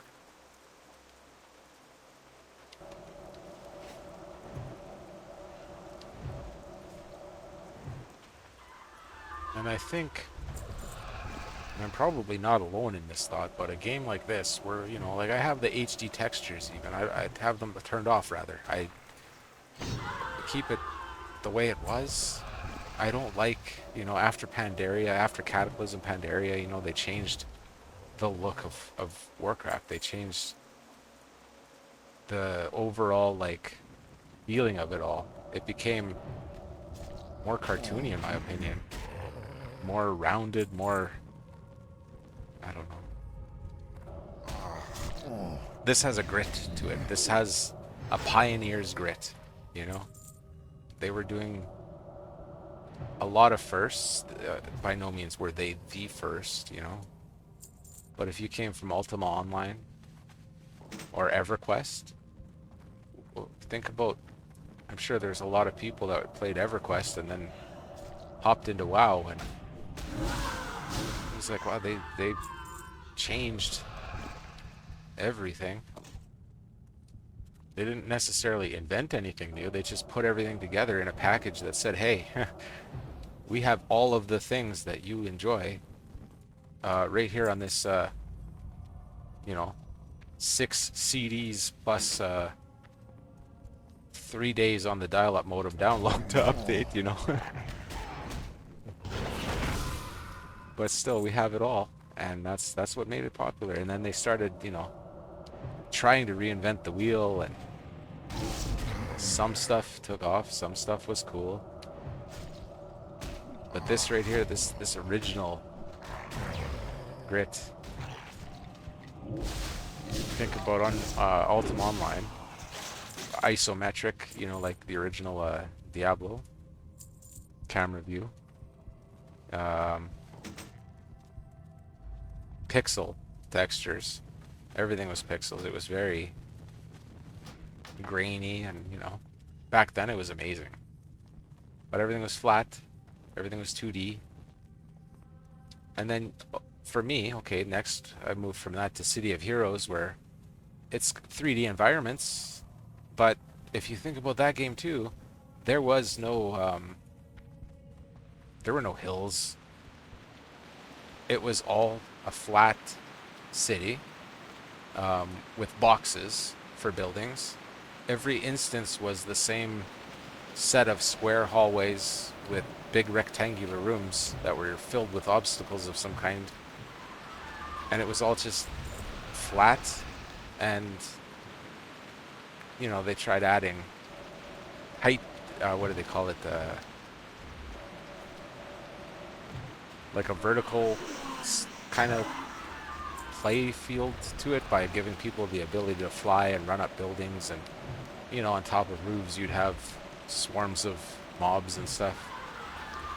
But the world was fake, very fake. It felt fake. As it is with this, I should have set that to Brill. We've got that quest to visit an innkeeper too. Yeah, like they added an environment. They made this. This was the first game I think I could say that I played where it felt like stepping into an actual new world, a real environment where you could imagine things being. This is how it is, you know? Everything made sense. That's how I feel about it anyways.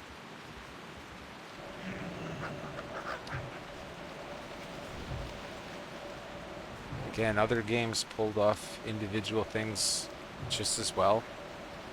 I can't off the top of my head think of anything, say 2005 to even 2010, that pulled it off as well as World of Warcraft. It was the most I was gonna say polished, but reality is it was not polished at all. This was a hot, steaming mess. It was crashing all the time.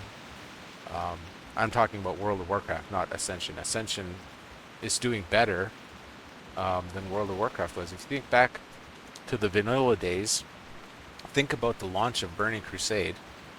This game was not playable for weeks for some people. For weeks, you were waiting for patches, downloads, things were crashing. You couldn't zone into instances, all kinds of stuff, you know. Server would say, oh, we're going to have a restart for a hotfix, and it didn't come back for 3 days, and people are petitioning, you know, on the forums, give us a free month of game time. And so World of Warcraft was actually very unstable, very buggy, very glitched, very if you think about it, if you were to be slapped back into that zone right now, it would be uncomfortable to play. You'd be upset. We didn't care so much back then, but now we're so critical of everything that, you know, even myself, the other night the server was down for like 6 hours, and I wasn't livid or nothing, but I was irritated. And that's just growth, I think. You know, technology advances, your expectations for online services change. So when something crashes for 6 hours, it seems like a big deal. But 20 years ago, something that's kind of weird to say it 20 years ago, 2006, if things were online for 6 hours consecutively, it was an accomplishment, you know? If you really, really, really want to be honest about it, yeah, I mean, Ascension is just... They're kicking. I'm not gonna say it. They're doing a really, really good job compared to the situation that a lot of other people, big development companies and stuff like that, were in 20 years ago. You know. Obviously, they've had a lot more time to learn before starting their project. A lot of other failed projects, no doubt. The lessons from those failures have led to successes in places like this.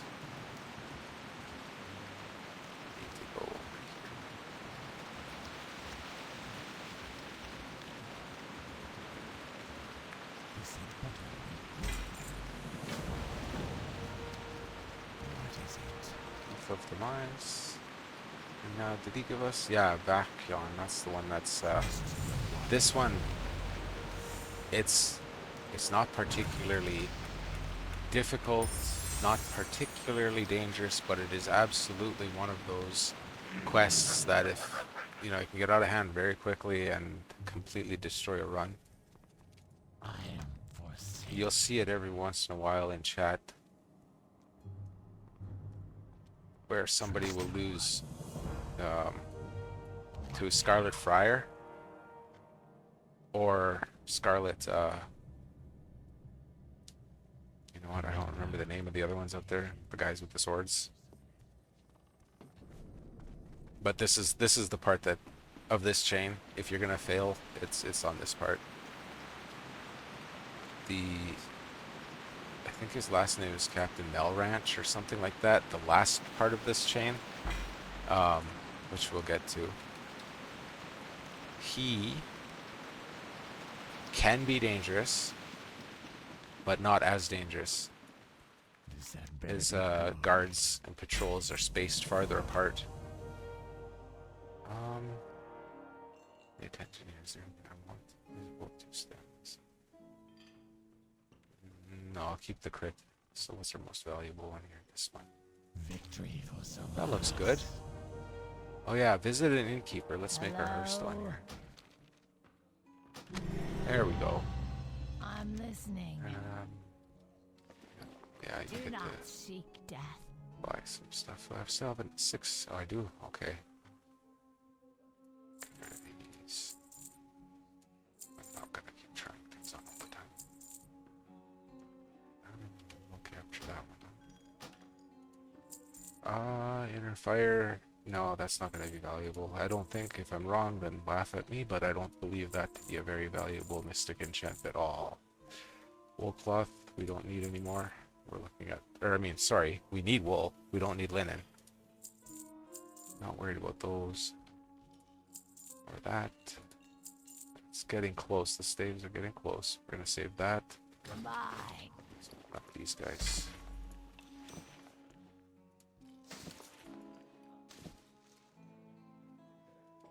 Oh, I'm trying to open this. It's it's a actual backpack. Okay, we're gonna keep our spell power. I generally try to play this game all the way through. Every concept, everything I think about, I plan for never being hit. So I'll take the, plus 13 spell power with no other stats. I'll take that over the plus 10 stamina and 6 intellect and 3 spell power, because in my opinion, or at least in my arrogant opinion, I'm never going to take a hit, so the stamina is not make or break. Or I'll be on a challenge such that, is it worth 2 mana for 5? It is absolutely not. Those are way better. Okay. I'll be doing a challenge where, yeah, okay, if you get hit, you're gonna lose. It's over. Hit chance of silencing shot, and no, those are useless. So let's vendor those again. God all day. There. That dread satchel, that'll be the good one for the end bag. Look at our small pouch out of there.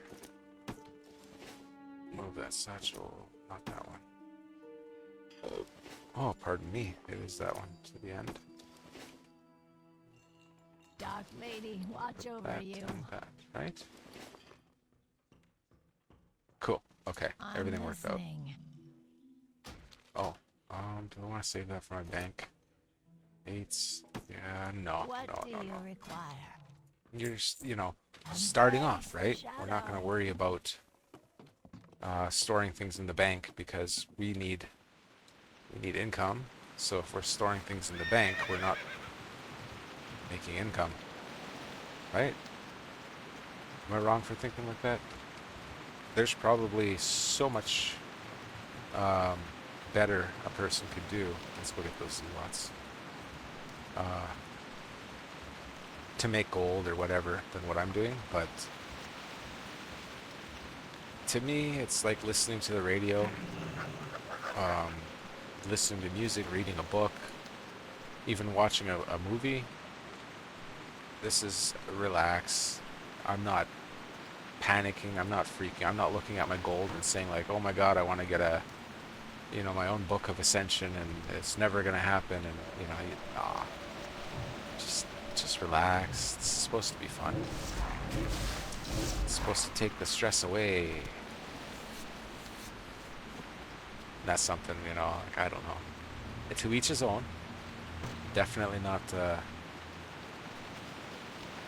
know, not trying to poop on anybody, but if you're getting upset about something when you're playing this, it's you've gone to a point where um, you're no longer playing this, you know, you're letting it control you. You're freaking out because, oh, you know, I've spent so many scrolls on trying to get this and my RNG is terrible, or, you know, if you're gonna start screaming at people because you failed a challenge, or I don't know, get all worked up because you need this, that, and the other thing, and it's like, well, you know what, everybody here has done that. Like what I'm doing right now, again, on this, you know, starting off, that's where kill began. There was no, you know, no jump in and, oh, you got everything. It's like, no, everything that character, that account, everything that's on there was earned just the same way anybody else earns it. And I say that because, as you know, the shop has no pay to win stuff. Pay to be faster, yes. And even that's limited. More convenience, right? I can get a book of Ascension that follows me around. I don't need that one. And follows me around and keeps me trained. Ultimately, that's going to save me time hunting down another book from another player or visiting all the independent class trainers to train my spells. But it's not something that you have that is going to make you have an edge over anybody else. If there was an adventure mode race or something, be the first to reach this level or whatever, then yeah, I can see that being a thing where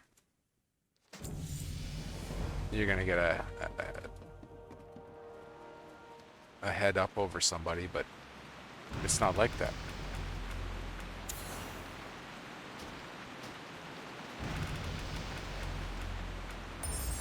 Here, I'm not doing shadow, but that's a nice spell. Another shadow word pain. You know what? I'll keep it this time. I'm not gonna keep it on my bars though. It's leaning me towards the shadow. What's that one again?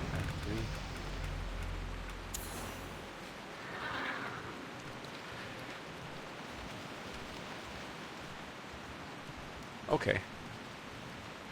Not something I'd normally keep, but we gotta remember. Well, actually, we're doing pretty good on scrolls, so I guess we can be a little bit more picky, but once you get up around 40, after level 40, a lot more skills and abilities are available. So it's worth it to, if you're going to hunt for stuff, to do it then, but right now it's all about just keeping the bad rolls away. Don't need to get any cooking. I like these quests they put in over here too. Just added a little bit to empty space, created a bit more interesting lore.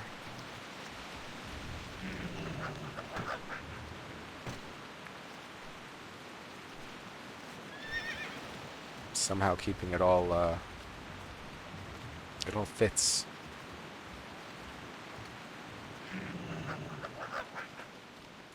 We are very nearly done at Tearsfall Glades. I have exactly what you need. Very nearly.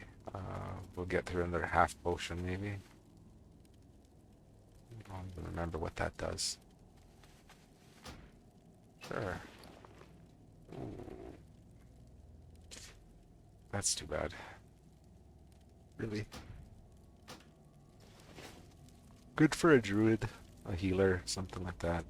Not so good for what we're going after. Take some stuff.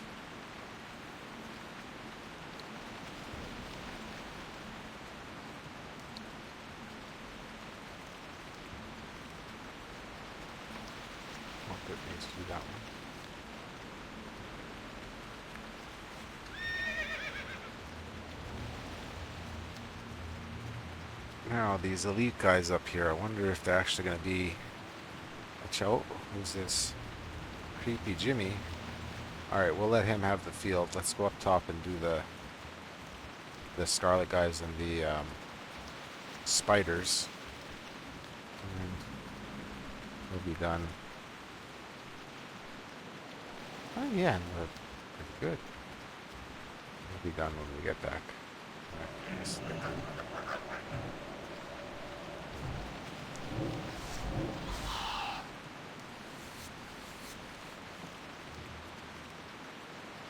I think it'd be cool to have chat kind of a thing going, so maybe I could answer. Maybe I could be doing that, you know, answering some questions.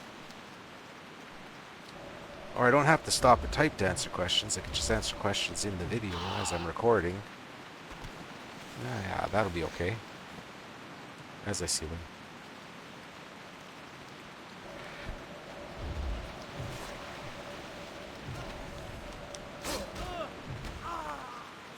Probably slightly more entertaining to do that than just to ramble to myself. We don't need to go out of our way to get those friars. They're going to be... Oh, Zealots, that's the one. Yeah. You'll see that come up in chat once in a while. Nightmare 3, so-and-so has been killed by Scarlet Zealot. Well, it's because you got 3 healers and 2 Zealots all clumped together, or having been pulled or whatever, spam healing each other. And you can end up in a situation where you don't have the DPS, as you can see here. Oh, we're good. To outdo them until they're out of mana. So you can imagine what just happened here. If that was a 500% increase in damage taken, as in a Nightmare run, that would have been game over.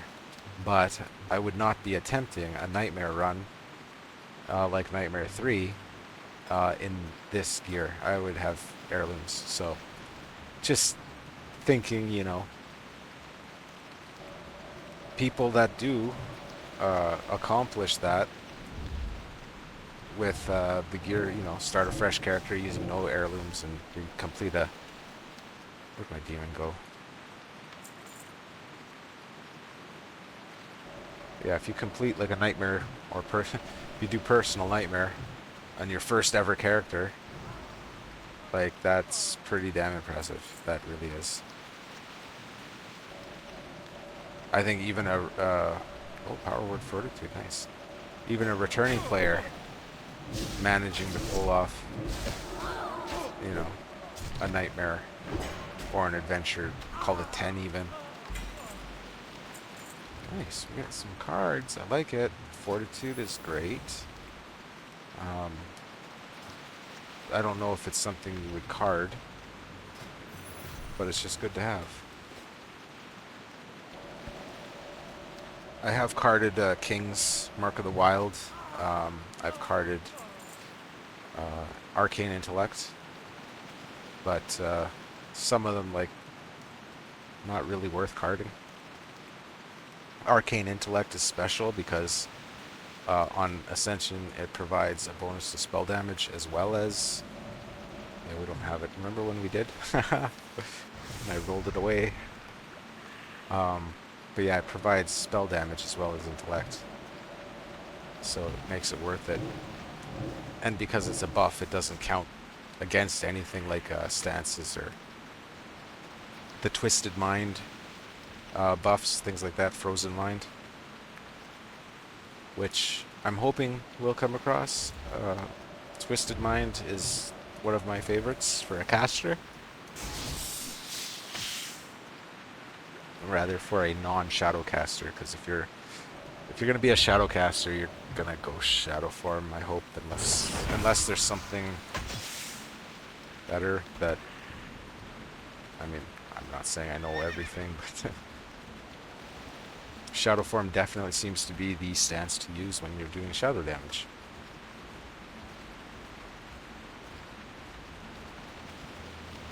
And it has no effect on a Arcane Fire Frost Evoker, so use your Twisted Mind on this one.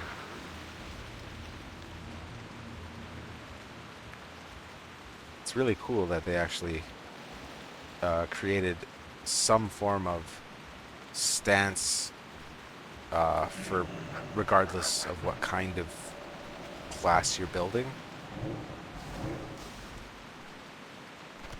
I mean, the obvious stances are all of the warrior stances for melee. Your forms, bear form, cat form, snake form, tainted bear form, like there's all kinds of stuff. Everything has a stance available to it. This hammer is valuable, eh? Yeah, 3. There used to be a bug in Vanilla WoW.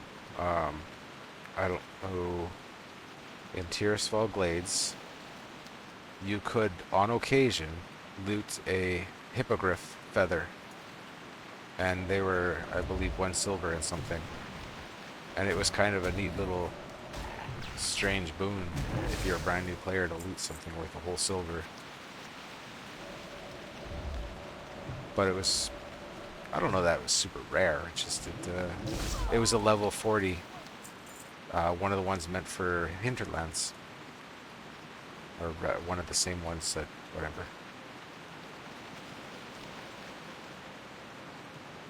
Okay, we'll take him out first because he's by himself. And if anything's going to hurt us, it's going to be him. Okay. Well, look at that. This is turning into an overpowered ability, isn't it?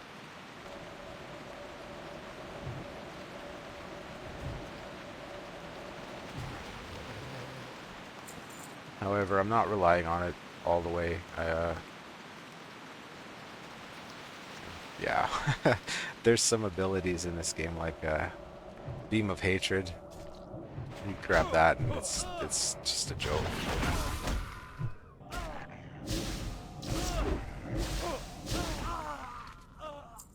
I can't kill those guys on Adventure Mode 50. I had to skip this quest.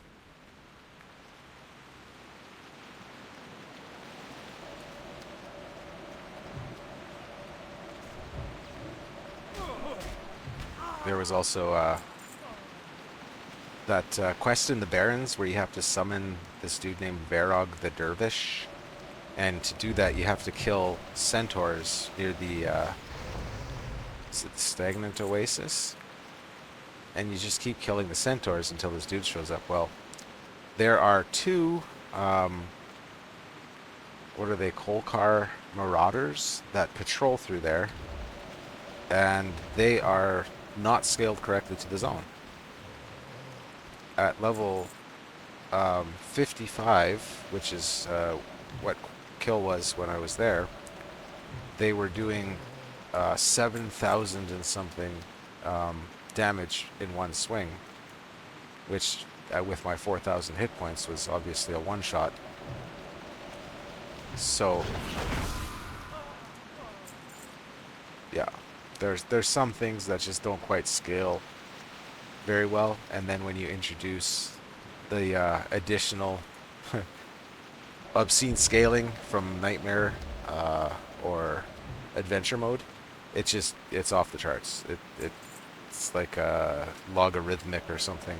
Just every little increase causes a much larger increase. What am I trying to say?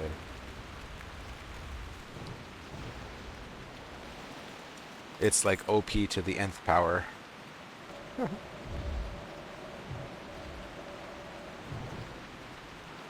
And hello. Huh. That hasn't happened in a long time.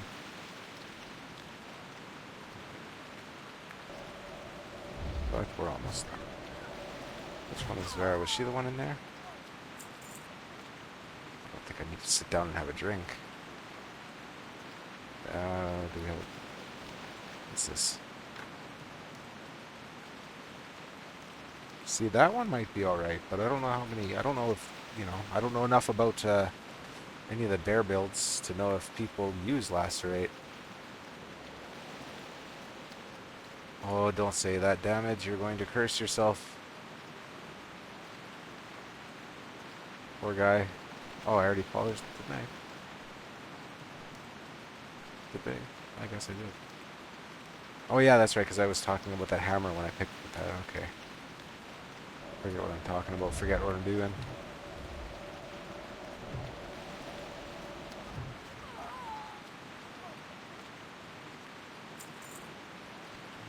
Look like you might be dangerous. And I don't have conjure. Anything. I didn't think about that. Maybe I should have taken... Oh, wait, we got rest. What am I thinking? Where's rest? Did I put that on my bars? I did not.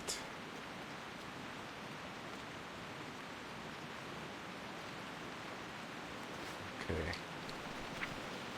Rest.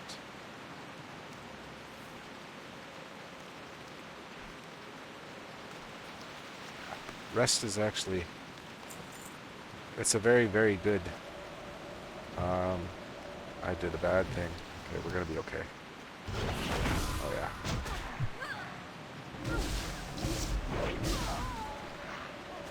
That would have been a mistake. That was a mistake, but it would have been a grand mistake. And we are done here.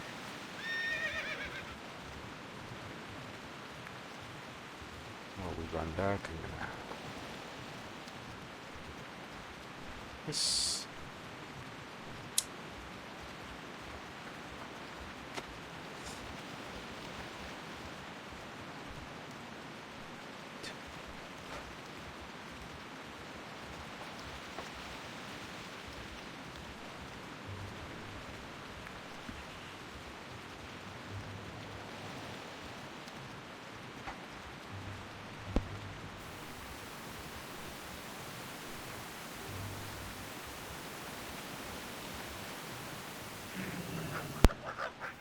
I'm listening.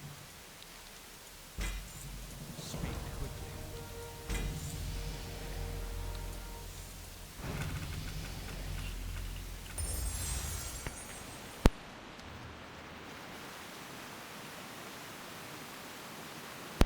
Okay. Hit a bit of a coughing fit there.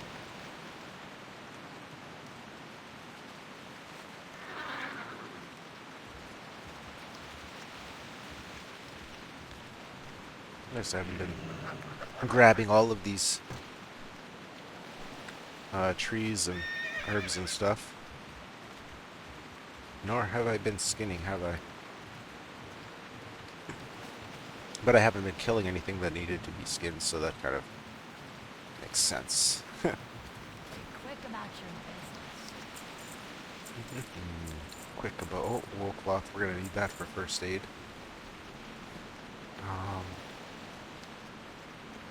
Is that in our backpack? What? This needs to be here. Yeah. Gotta put our wool cloth there. Goodbye. Drink another one of those guys. Actually, I should stack those back up. Open.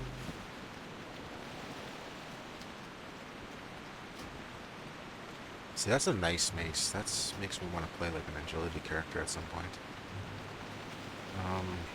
2, 3, 6. Yeah, it's this direct upgrade.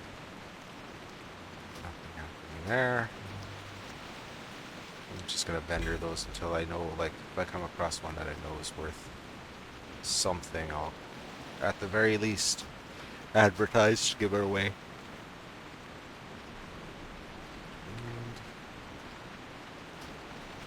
Just checking out some of this stuff. Ooh. Yep. Okay. We're doing good. We're doing real good. I am forsaken. Are you? You are forsaken.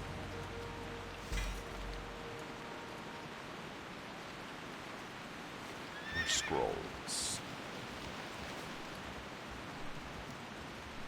Okay, so I believe we're gonna do a little back and forth here, and then we're gonna be sent off to kill the dude in the tower a little bit north of Scarlet Monastery. And then we should get the zone achievement. And that will probably be the end of this episode. What would you ask of death? Yep, there's that one. He's gonna want something. I think our apothecary lady is gonna be all set with that. What is it? Speak. Yeah, we're not gonna go to Undercity. I already said that. Bing bong. Oh, that's a nice one. Good stats on there. I can definitely see. Yeah. Very nice. Very nice indeed. And now what kind of rings do we have? Get rid of that one stamina.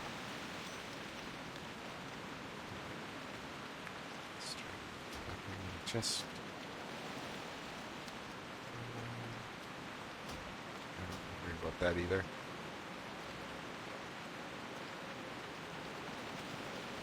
See, I don't even know if I'm right to think it, but I just prefer having that spell power bonus on an evoker over the haste bonus of using a two-hander. When you end up with Flame Tongue weapon, there is no combination better than dual wielding single-handed weapons and putting Flame Tongue on both of them. There is no better combination, especially if you add in your Mystic Enchants and the... See, I'll keep Blizzard because it's always good to have an AoE. Not worried about that. It's... no, don't need energy regeneration. Got here. You know what? I'll keep that. Just I don't want to burn that. Actually, keep that because I do want to get Fell Armor or Demon Armor or Demon Skin. And here you poison it, so you know well, that's okay. We don't have to wait here and waste time. We know what needs to be done. We'll head up the hill and kill this Scarlet Monastery guy. Scarlet Crusade. Where'd my demon go? Paying attention, man. He's always disappearing on me. I think we're very close to our last bit of trading that we can get out of here. Yeah, level 20. I thought it was 15. Artisans, I don't think there's any good training. No. Books to sell. Won't sell to the book. Hey, Yafaris.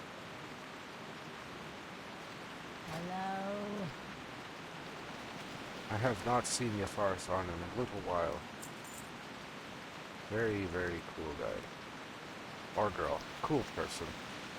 Hey, hey, Crafter. Crafter's Eve. Hey, hey, it's great. How are you? Do you think he's gonna clue in on who is not killed? Nice. Nice. Skinning rats keeping active. That's a great news.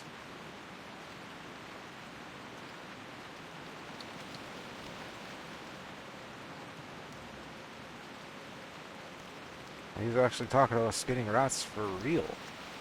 I thought he was making some kind of innuendo joke, but that's really cool. Okay. That one.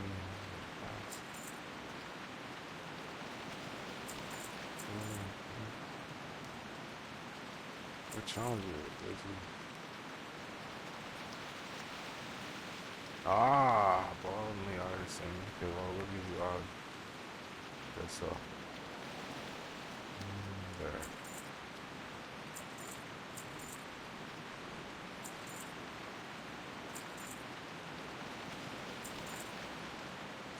Trust no one. Oh, more silver. Quick about your business. Nice. Probably worth more to somebody else. See the question mark, so this guy respawned. Might as well hit him and go kill that Scarlet guy.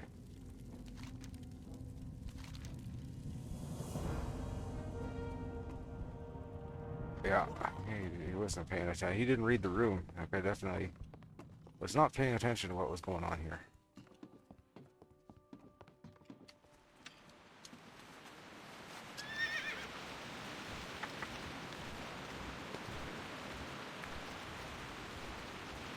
How is this not nerd friendly? What are we talking about here?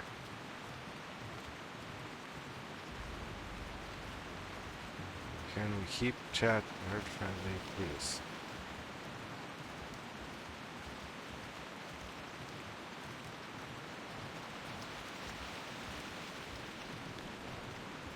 Yeah, I guess somebody was just getting a little bit sensitive about having to read the words of beer and alcohol. I don't know. I'm sorry that happened to you. Little people. I'm very sorry. You shouldn't have to be forced to read such tormenting words. Or, you know, it's unfortunate. But there's a neat little thing you can do. I'll demonstrate it on you, but I don't mean nothing by this, and I'll undo it. But if you are watching people, and you don't like what they're saying, you just go like this, and you go ignore. That's easy. And you never see what they say again. It saves so much hassle. You're not stirring up chat. You're not, you know, causing argument. You just do that. Done deal. Your life is now improved. Very simple. But you're not somebody I want to ignore. And, you know, I'll take you off that. You do seem like just somebody who wanted to say some words about some things that you read.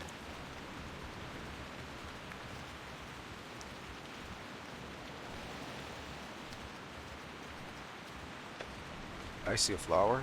Is there a quest over here I don't know about? There is. It looks like there's a quest over here. I'm okay with finding things that I didn't know about. I literally just... How many times have I don't understand it. I think I get like that when I say that I put my blinders on.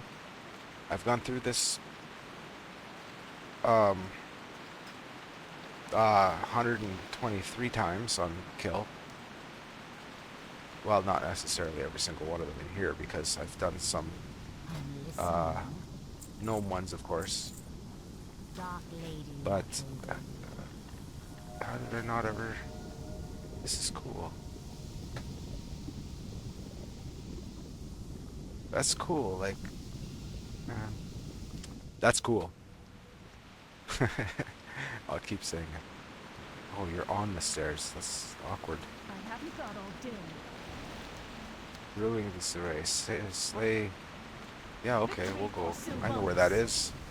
I know exactly where that is. It's a place where some undead guys, they're always there, so they just gave us a reason for them to be there now. That's cool.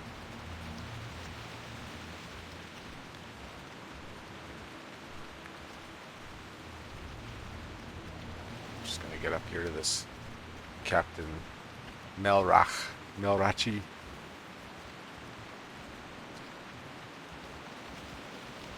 Oh yeah, and I can, as I mentioned before, I can kind of like point out my opinions on why this guy can be dangerous, but is actually a lot easier than the previous, what was it, Velchion and his friars.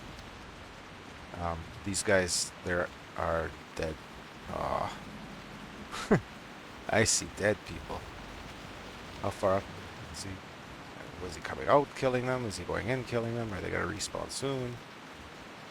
He's just getting there now. Okay, we'll leave him alone. Let's go get this Lieutenant Sanders, and hopefully by the time we're done this side, he'll be done this side. Just yeah. I can't stand, you know, like if you're doing a quest and somebody comes rushing up and just like, I mean, it's clear they're stealing your kills because they're impatient. Uh, I can't stand that when it happens to me, and I just won't do it to other people. I'll I'll, I'll walk halfway across the map to avoid inconveniencing somebody else. It's just, I don't know, common courtesy, I think. I don't know if that's still relevant these days, but I product of the 80s, right? So raised in the 90s, and the 90s is kind of when the world started to fall apart, and then the 2000s hit and went crazy. But I digress. What I mean is, when I was raised, there was common courtesy, there was common decency, and there were morals and manners. And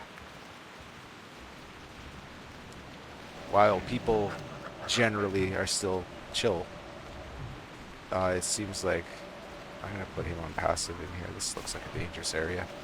It seems like things like that are kind of put to the side. You know, most people, the best you can hope for is that they don't look up from their phones and they just don't, you know, start yelling about something. And you kind of hope that that's going to be like a good situation. Every once in a while, you'll see elderly people holding the doors for even more elderly people, but you don't see very often, I wouldn't say people under 30, really, stopping in the grocery store to help that old lady with the walker who just dropped the soup can. You never see it. You'll see those people, you know, staring down at their cell phone, walking past the old lady who dropped the soup can, using their cell phone as an excuse not to interact with her because, you know, if I help her and pick up her soup can, I'm going to have to spend 5 minutes listening to her talk about her grandson and how much what I just did reminds her of him or something, you know, like, and people are afraid of these interactions now, and it's really disappointing, actually. So yeah, I helped that lady with her soup can, and I'll listen to her story about her grandson. At least nobody's out there, you know, knocking soup cans out of old ladies' hands. But then I think about those stupid Paul brothers, YouTubers and whatever. Maybe that's not quite the truth, right? Okay, you can go back on the fence. I didn't really cast that. I'm also like not in the right spot, I think, am I? That level scaling guy was inside of the... Is he in the AH? Where did I see him last?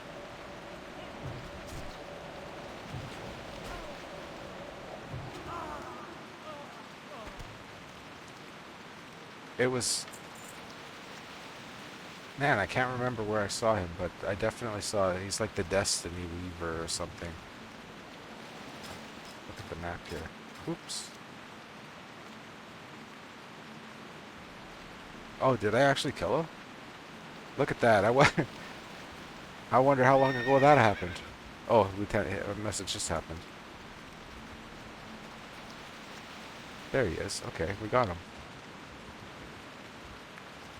We'll go turn that in and give that guy a little bit more time to get his kill done.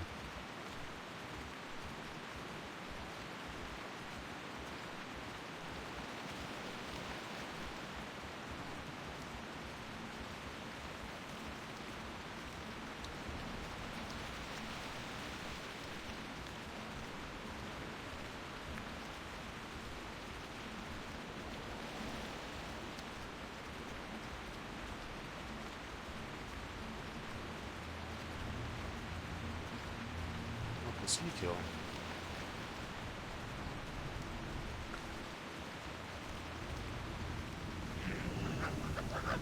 Oh, you moved.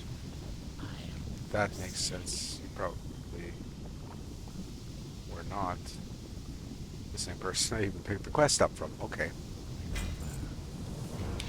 This is just... Use this thing to infiltrate the thing on the... No.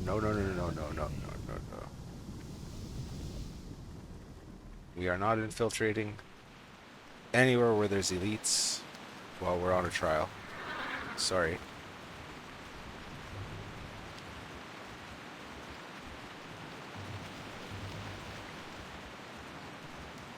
It's easier just to stay away from them.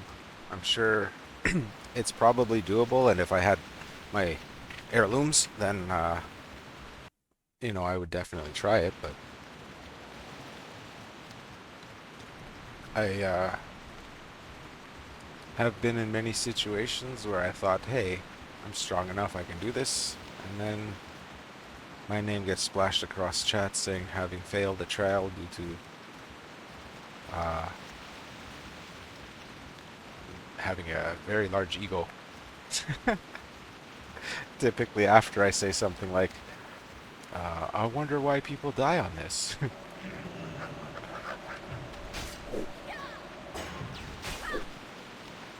Oh, my dog went crazy again. Not even sure what, you know, like if I was to report this as a bug, what would I say? My dog stopped working. Oh, he came back. Look at that. Good guy. I guess he just didn't want to help with that one.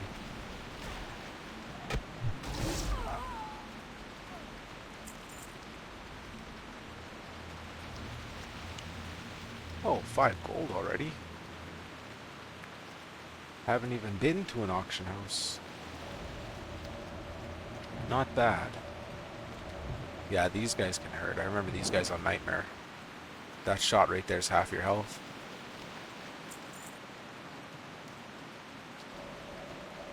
Don't remember what the neophyte does.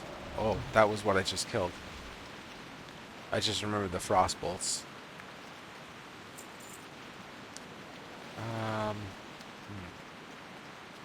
Okay.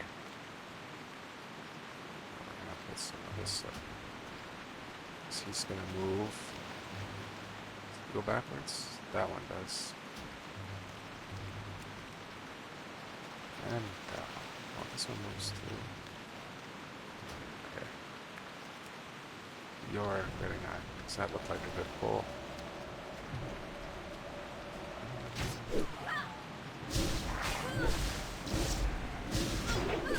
Okay, that wasn't too bad.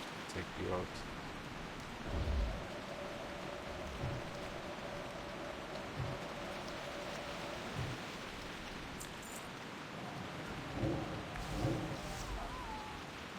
Now, okay, let's our other control on that side too. Okay. Think we can get at that one before it turns around? Yeah. Oh, that was easy. Doggy's just having fun.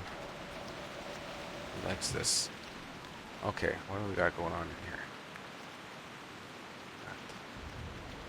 There's our healer. Bodyguard. Okay. 287, 182. 189. We'll send Doggy in to fight him. We'll take out the weakest link first.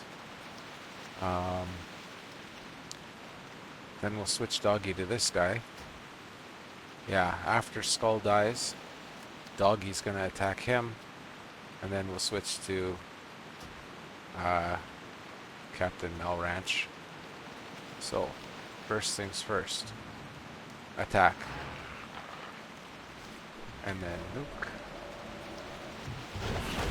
And then I don't know what just happened there, but that was cool.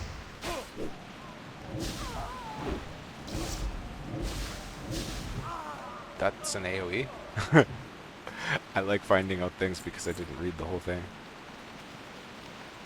To the target and to him. Okay, so it's a 3-hitter. That's cool. That, you know, that made that actually very nice. I do mark things like that, especially when there's a lot of patrols moving around.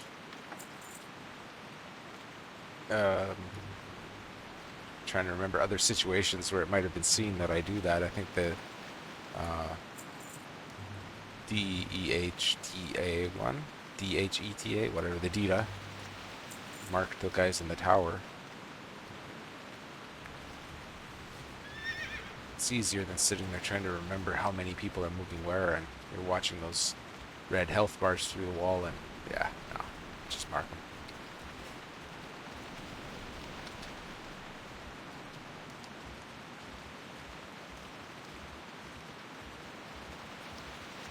But then again, I remember, yeah, it's funny reminiscing. I'm not even that old. The, you know, when you're in your teenage years in the 20s, playing a game like, well, any game you played, Counter-Strike, you know how many people are in that room. You know that guy's around that corner. You know this guy's over there. You know that there's two guys behind there, and the one guy's still running to the bomb site. And you're keeping track of this all inside your head. And then you see, oh, in the notification, oh, that guy got killed. So you're like, okay, well, at least there's only one guy there now, and oh no, he stabbed that guy. And by the end, you're sitting there with you and one other of your teammates might be alive, and you know where the other guys are, and you're like, okay, well, I don't know. Like, he's just memorizing things on the fly that I definitely have lost that magical ability to do. Pretty good with, maybe 1 to 3 things in active memory at a time.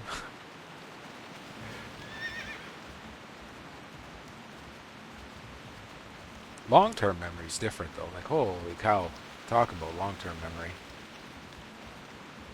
Can probably tell you every place in this game that has a mailbox, and it's crazy. Plus, real life knowledge. But since we're talking about gaming, I would refer to gaming. But there's a lot of real life knowledge that a person accrues. And sure, your short-term working memory gets a little bit smaller as you age, but the amount of stuff stored on your hard drive is kind of shocking to think about.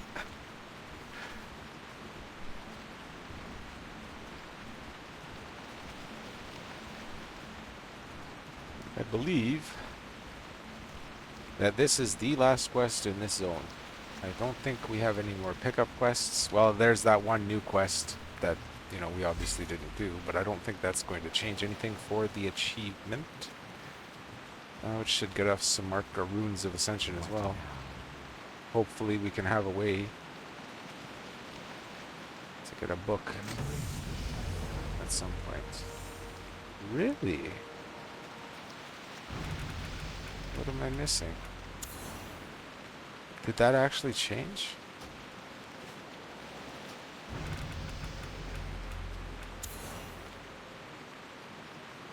Yeah, that's fine.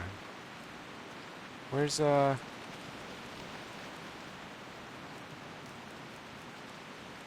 okay, that's weird. Where's chapter 1?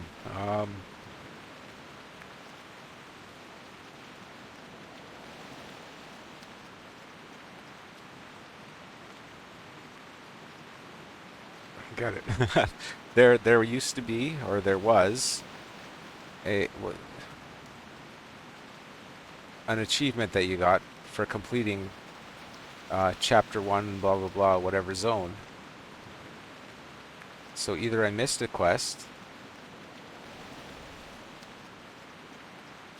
or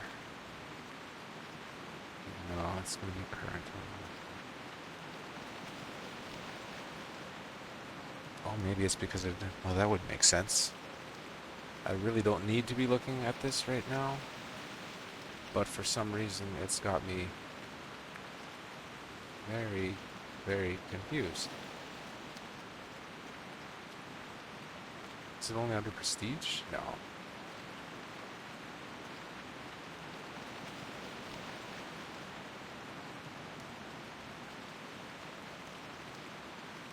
What am I missing here? Undercity, Whispering Gardens, and Bulwark.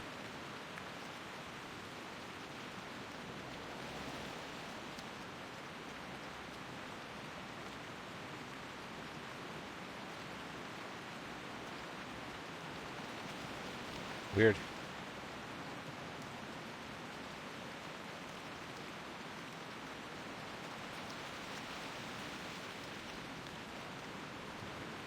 I don't know what all of these really are,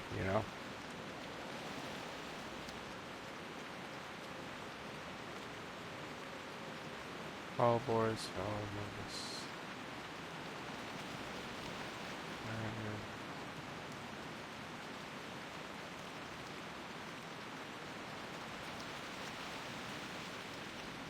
Oh well, not important right now, just killing time. So, well, having done that, what level are we? 25. Not bad at all. Okay, so we've gone from levels 1 to 25, and we've done so only in this zone. Completely quested out now. Apparently, maybe this one has something to do with the zone achievement, or there's no more zone achievement, or I've fallen into a dimensional slip gate of some kind. Who knows? But there we go. I'm gonna go sit inside the inn to get myself some rested experience. And I'll see about getting this online onto the YouTubes shortly. Thanks for watching if you did watch. If you didn't watch, thanks anyways. Yeah, we'll see what happens. I'll get the next video out in the next couple of days. Maybe I'll keep playing tonight, maybe I won't. See you later.